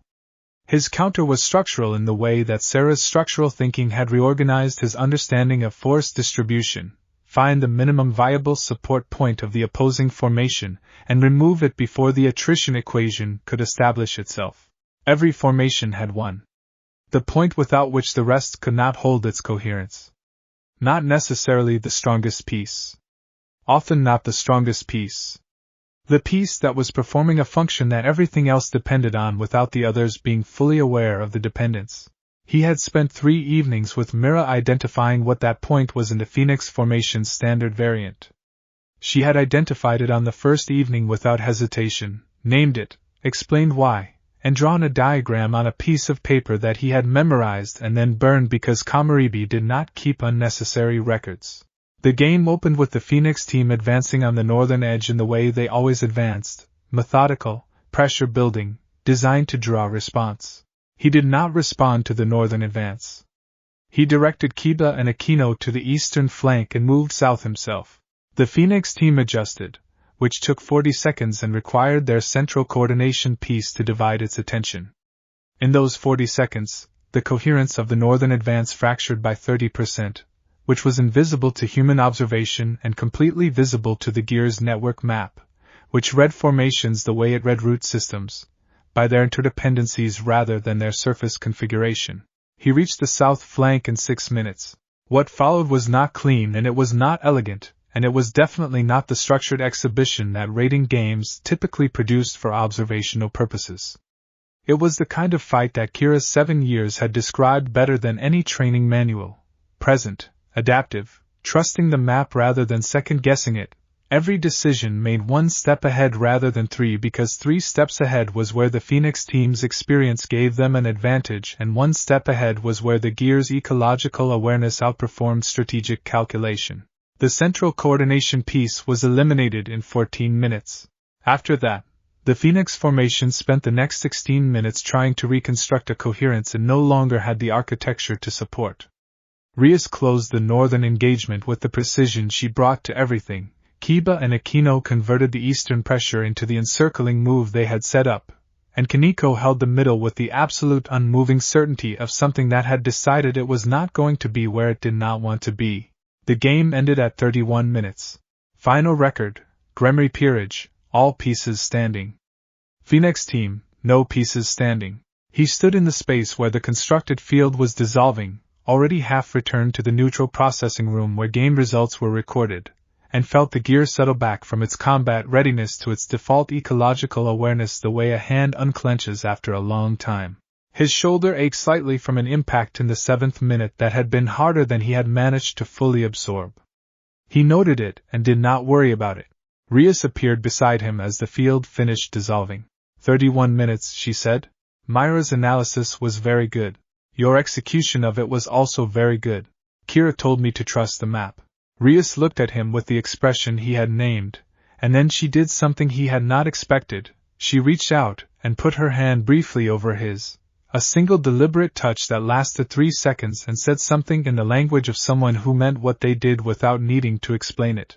The betrothal question is over, she said. A loss of this margin renders the legal challenge moot under the terms they filed it. The Phoenix family will need new grounds and they will not find them. Good, he said. Good, she agreed, and there was a quality in the single word that held more than the single word could contain. Aquino arrived, looked at both of them, looked at their hands, and smiled the rare unguarded smile. She said nothing. She did not need to. They went home through the late afternoon, the sun already dipping toward the city's western edge, and the world had the quality it had when something large resolved and what remained was the clean space of what came next. Chapter 26. Spring in the Territory. February into March was the Territory's first spring, and it was different from what he had expected in the way that real things were always different from their anticipated forms, more specific and more various and more surprising in the small details than any projected version could account for. The first thing he noticed was the ground. Nix had taught him to read the floor as a history text, and the spring ground spoke at higher volume than the winter ground, everything active and moving and producing information in multiple channels simultaneously. The root network, visible where it surfaced above the leaf litter, was running at a biological pace he had not felt in the cold months, the camphor tree's communication coming through more clearly, more quickly, the information more complex. The second thing he noticed was the hawk family. 10 had remained through the winter as a solitary high point in the canopy map, the 3 younger hawks present but peripheral, operating in their own patterns. With the warming, the dynamic changed. 10 began coordinating with the 3 others in ways that had the quality of instruction, aerial patterns that the younger hawks followed and modified and practiced. 10 making small adjustments to their approach angles and holding positions with a precision that could only be read as teaching. He watched this from the clearing one morning and felt something in the network he had not felt before. 10 was not just a member of the communion. 10 was building a community of its own within the broader territory, teaching the principles of aerial observation to the younger hawks, creating a multiplier effect he had not anticipated and had not asked for. The territory was reproducing its own logic. He told Mira about it that evening. She listened with the quality she brought to things that matched an existing expectation. The old territories worked like that, she said. The ecological principle was self-propagating once it was established strongly enough. You didn't have to teach everything to everyone. The ones who understood taught the ones who were developing understanding. The commons maintained itself. She paused. Yusuf said the sign that a territory had reached maturity was when you stopped being the primary source of everything. I'm not there yet, he said. No.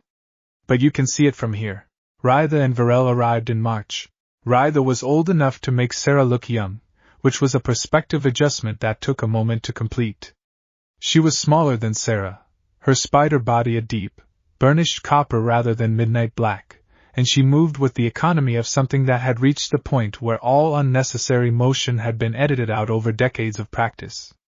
She spoke rarely. When she did, the sentences were short and complete and did not invite extension. Varel was different. Younger than Raida, closer to Sarah's century, with an Arachne's characteristic directness filtered through a personality that had more warmth in it than Sarah's initial presentation had had. She arrived asking questions, not tentatively but with the confidence of someone who had learned that the right question was always better than the wrong assumption, and she asked them of everyone in the territory with an equal distribution of interest that included Kage and Kaze, which the Tanukis received with the dignity of creatures long accustomed to being underestimated. Sarah's dynamic with them was something he watched with care, and with the sense that it was not his to intervene in, only to observe. The three Arachnes settled into a working relationship over the first 2 weeks of March that had the quality of old wood rejoining, a fit that was not frictionless but was deeply compatible, the specific compatibility of things that had come from the same origin and had diverged over long separation, and were now finding the original commonality underneath the divergence. He heard them talking once, late in the evening, in the upper canopy where they thought the ground-based members of the territory would not track the conversation. The gear tracked it without their being aware, not intrusively, just as the background awareness of the map. They were talking about what the territory was. Raida said, "It's not a sanctuary? Sanctuaries are defined by what they keep out. This is defined by what it holds." Varel said, "What's the difference in practice?" Sarah said, with the dry clarity that was the most Sarah version of warmth, "The difference is whether the outside world is a threat or simply a context. A sanctuary treats the outside as a threat. This treats it as a context. We are not hiding here. We are here." He did not tell them he had heard. But he wrote it down in the territory notebook and underlined it. Not hiding here. Here. Chapter 27, The First Neutral Case.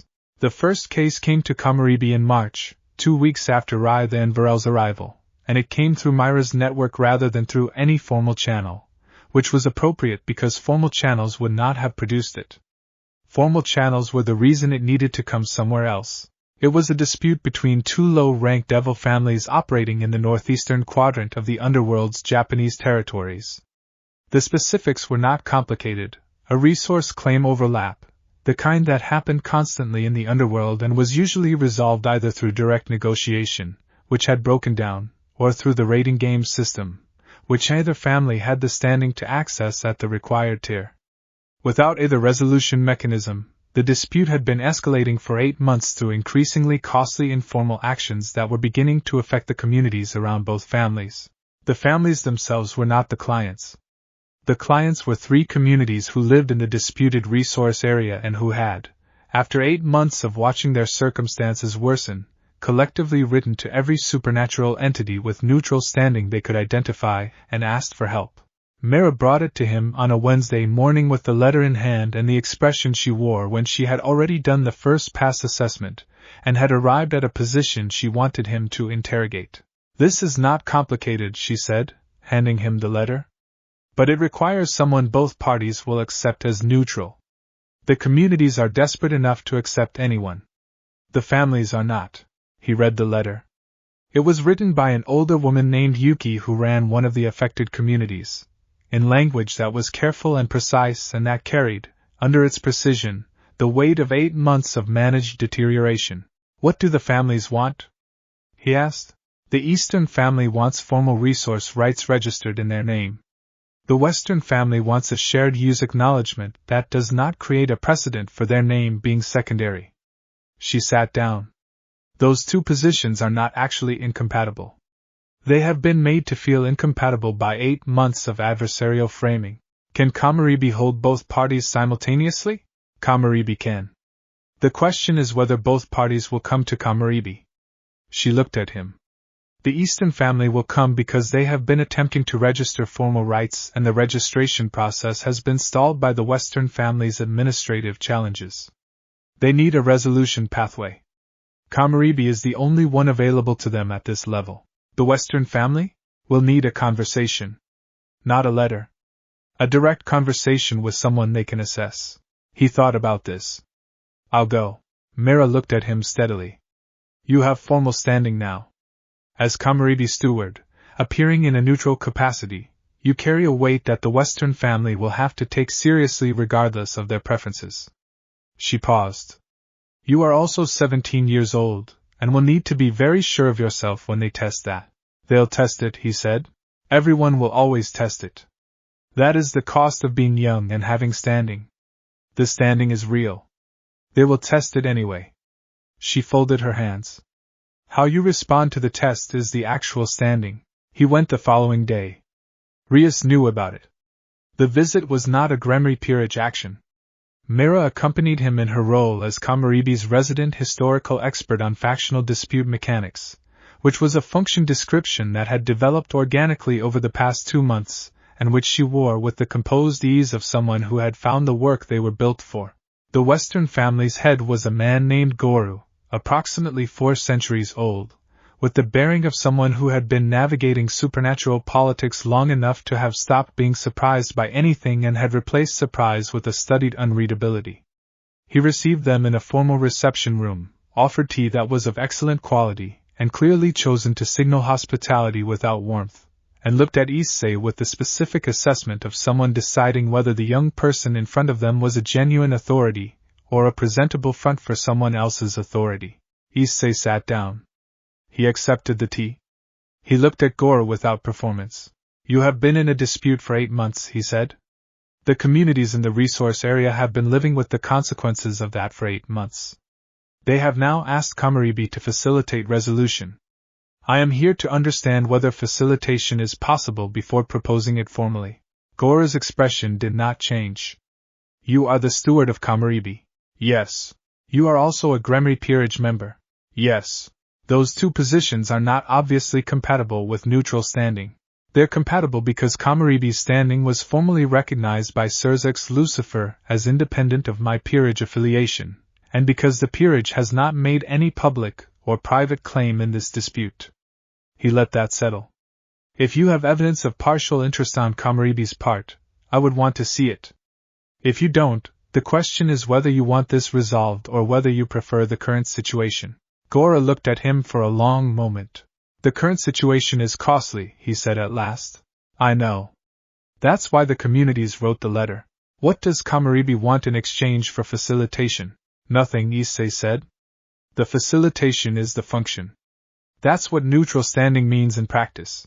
A long pause. Gora turned his teacup. He looked at Mira, who returned the look with the unhurried confidence of someone who had seen this specific moment in various forms for 12 centuries, and knew how it usually resolved. Send the formal facilitation proposal, Gora said. I will consider it. Issei nodded once and stood. He had not been dismissed. He had decided the meeting was complete, which was the correct move and which Goru, he could read from the slight adjustment in the old devil's posture, recognized as the correct move. Walking back through the street to where Mira had a car waiting, he said, He'll say yes. Yes, she agreed. How long? 3 days. He'll spend 2 days performing deliberation, and 1 day deciding what he already decided in that room. The facilitation proposal went out the next morning. Gora's acceptance arrived in 3 days. The first neutral case was formally opened. Mira sat down at the table in the shelter with her notes, and her tea and the expression of someone whose professional vocabulary had just been given appropriate work after a very long period of disuse. Now, she said, the actual work begins. Chapter 28, What Aquino Understands. She came on a Thursday in late March when the forest was beginning to do what forests did in spring, producing the first green at the ends of branches, filling the air with a quality it had not had in months. That specific early spring smell that was equal parts thaw and growth and the memory of everything the ground had been holding. He was doing maintenance on the shelter's spring reinforcement, the structural adjustments that Sarah had specified for the transition from winter load to spring wind patterns, when Aquino came through the trees. She was not in school clothes. She was in something simpler, dark and practical, and she had her hair down, which she did less often than it might seem and which, he had noticed, corresponded to moods she was not managing for other people's comfort. She sat on the eastern route without preamble and watched him work. "The peerage is proud of you," she said after a while. "They'd been telling me." "Not in those words." "No. Kiba trains harder. Kaneko nods more frequently. Rias looks at me differently." He fit the last reinforcement bracket. "I read the language." Aquino was quiet for a moment. "I came here because I wanted to say something that I have been deciding whether to say for several months, and I have decided that not saying it is a form of dishonesty I'm not willing to sustain." He turned to look at her. She was looking at the camphor tree with the level attention she gave to things she was deciding were worth her full honesty. "When you came to the peerage," she said, "I assessed you the way I assess everyone who enters my operational environment. Capability, vulnerability, likely use, probable ceiling. It is not a kind assessment process, but it is accurate." A pause. "My assessment of you was significant raw capacity, no development, likely to remain a liability until trained, ceiling dependent on whether the Red Dragon Emperor's lineage could compensate for fundamental personality unsuitability to the Devil's social environment." "That's fairly brutal," he said. "It was accurate at the time. And now?" She looked at the clearing, at Nyx in her morning position, at Rytha sitting on the shelter's roof in the copper stillness of her contemplation, at the early morning hawks moving through the warming air above the canopy. "I have been a part of the Gremry peerage for years. I am good at what I do. I am comfortable in my role." She paused. "What you have built here has done something to my sense of what is possible that I was not expecting, and that I have been sitting with for several months." He waited. "I grew up being told that my nature was a complication to be managed," she said. "Not by Rias. By the broader context. The half-fallen angel heritage, the lightning, the specific way those things combine into something that doesn't fit cleanly into either parent tradition. I learned to present it as a coherent identity because coherent identities are more comfortable for others. But the presentation has a cost." She looked at him directly. "Here, I watched Kira hold her glamour down with her wings open and Nyx read the floor and Sarah build what she's been wanting to build for 40 years and Mira do work she was made for. I watched the Tanukis have opinions about which route is the correct route, and the hawk teach other hawks what it knows." She paused. "I watch all of this and I think, what would it look like if I stopped presenting and started being?" The spring light was coming through the canopy in the early season way, patchy and bright where the leaves had not fully returned. "What would it look like?" he asked. "I don't know yet," she said. "That is the honest answer. I don't know because I have not been doing it." A pause. "I am telling you because I think you should know where I am. And because the territory," she looked at the camphor tree, "deserves honest presences." He sat down on the root beside her, not speaking for a moment, letting what she had said take the space it warranted. "The territory doesn't have requirements," he said finally.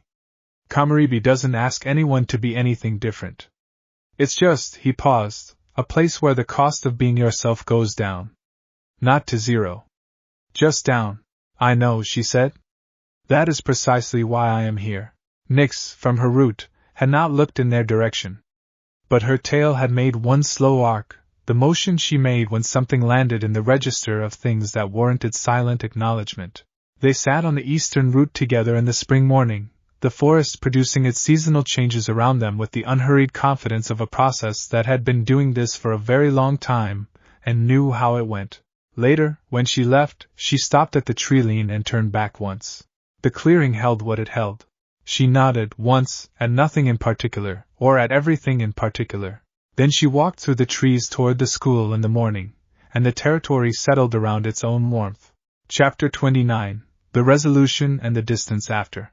The Gore Tanaka resource dispute took 11 days to resolve. Mira ran the facilitation.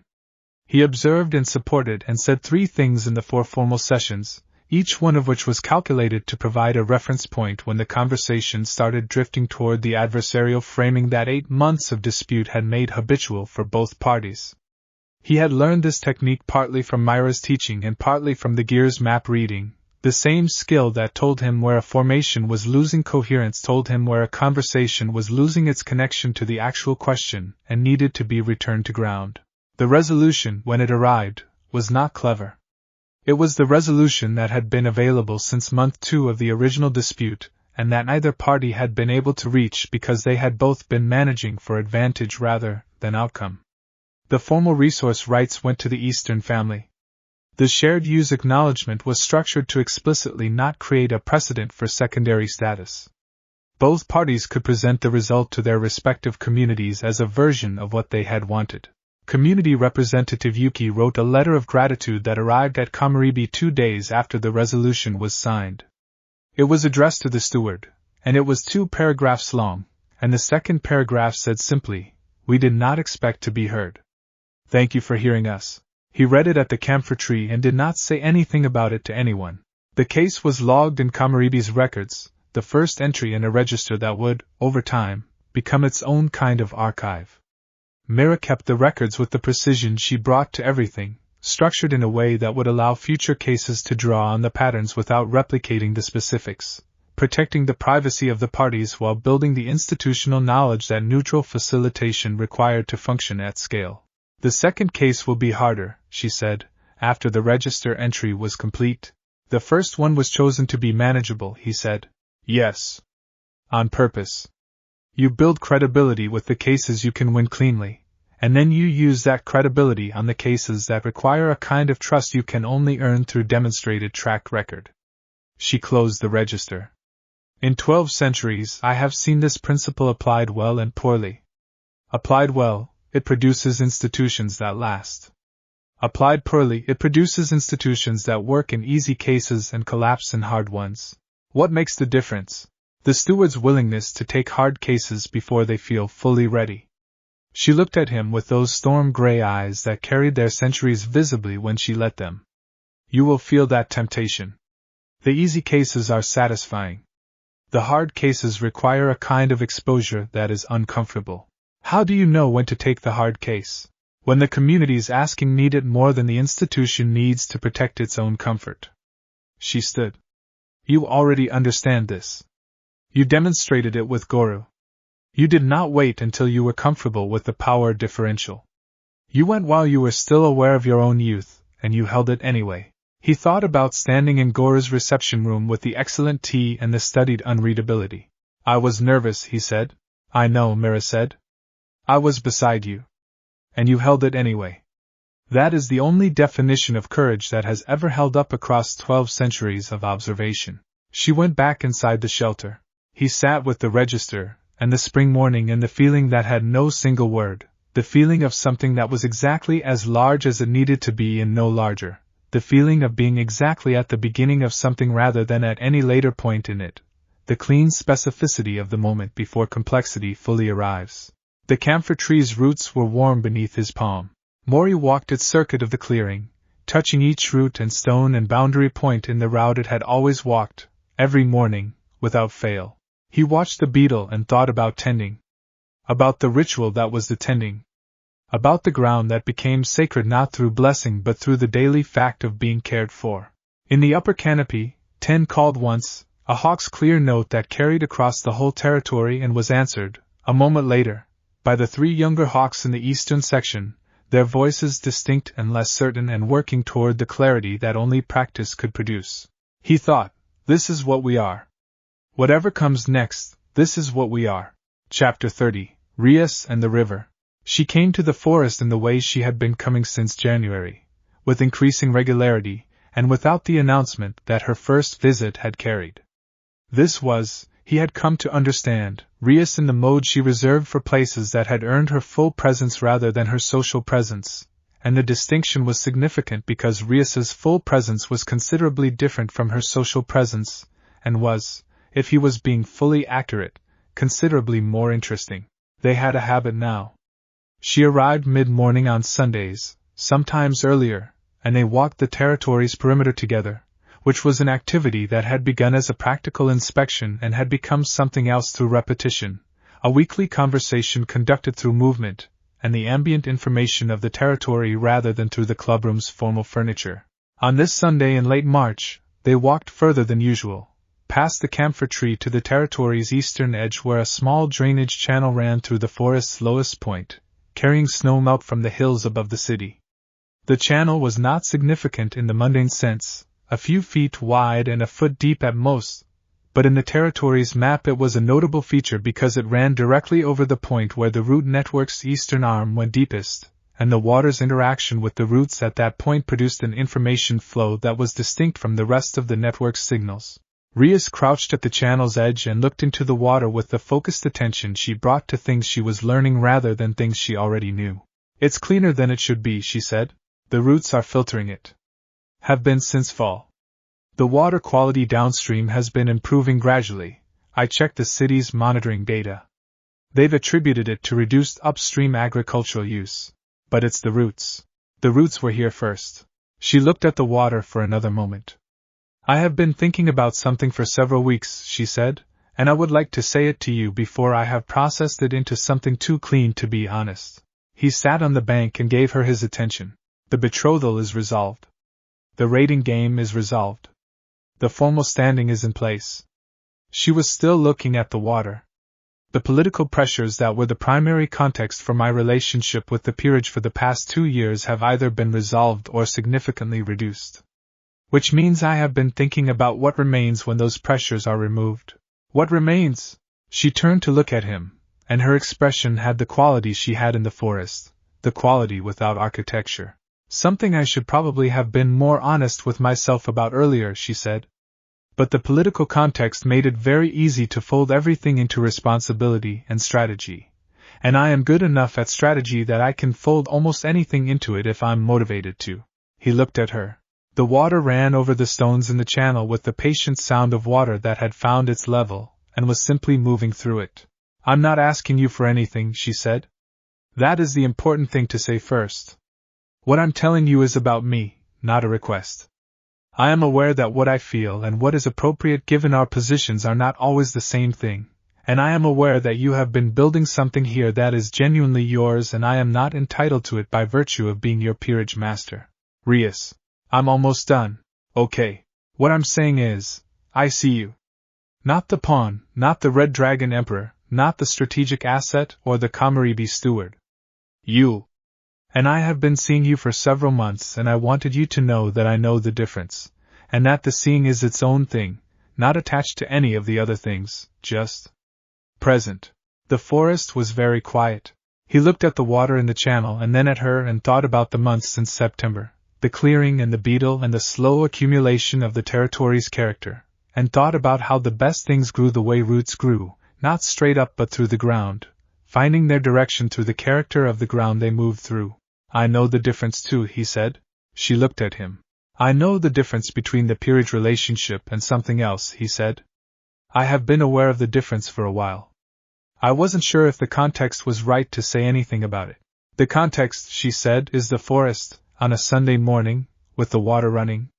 A pause. "I think that's as right as context gets." He found he could not immediately think of a better argument than that.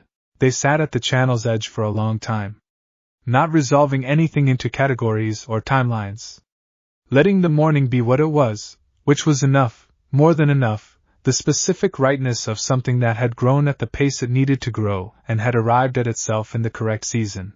The camphor tree's signal in the back of his mind had a quality it had once had before, on the night before the recognition, the warm relief of a very old patience finding what it had been waiting for.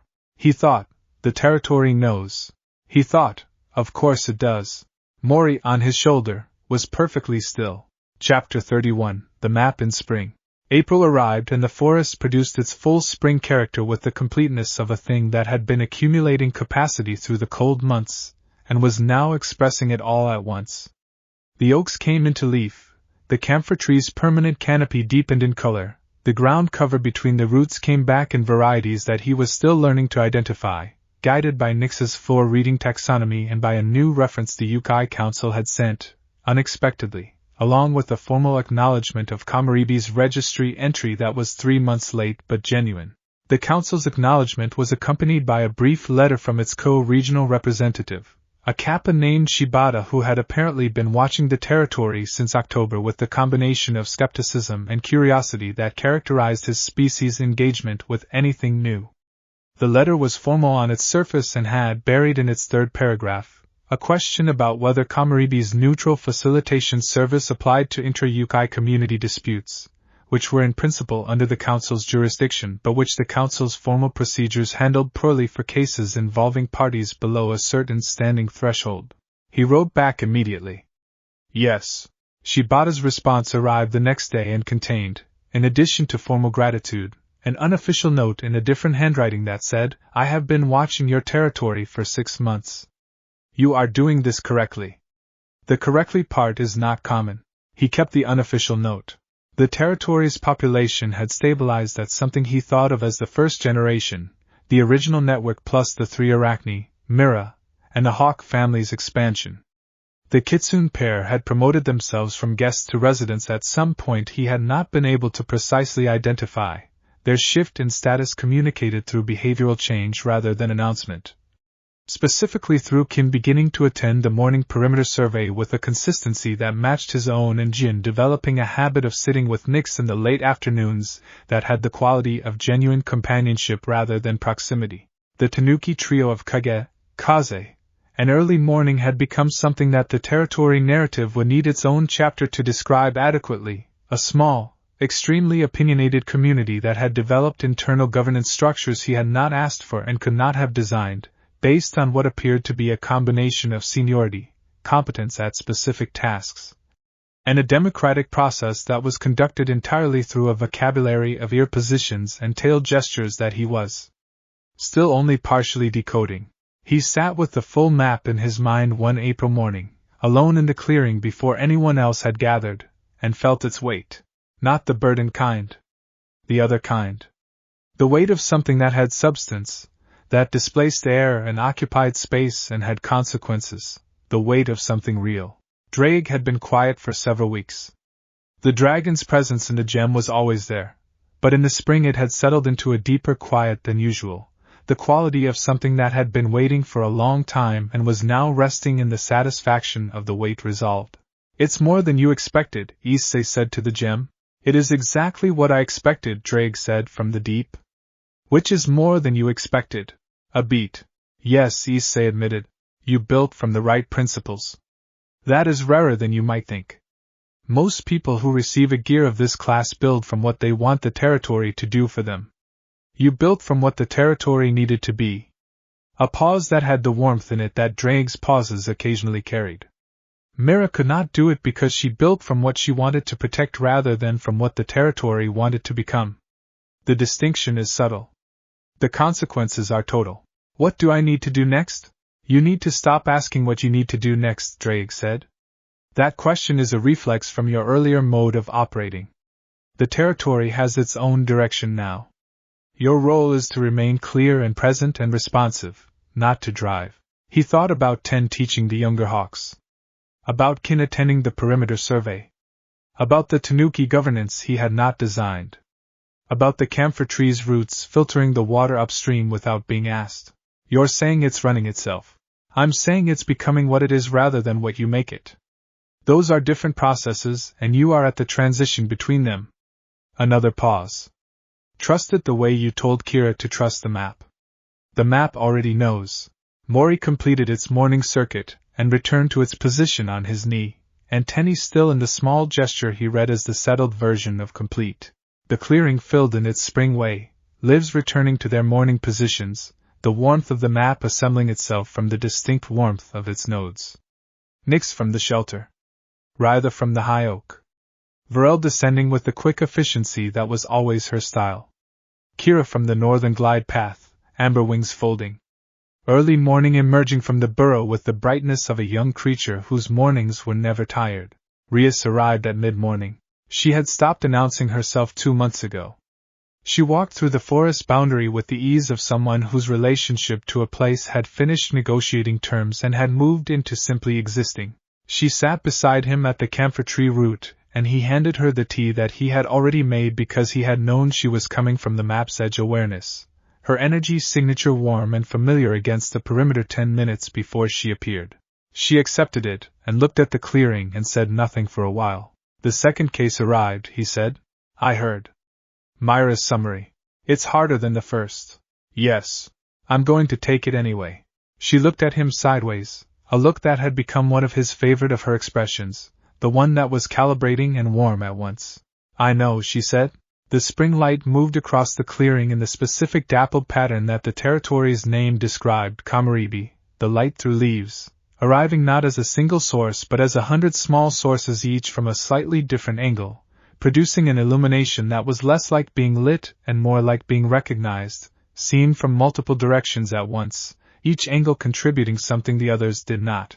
He sat in it and let the map be full and let the morning be itself. Somewhere in the canopy, 10 called once. The younger hawks answered. The territory went about its day.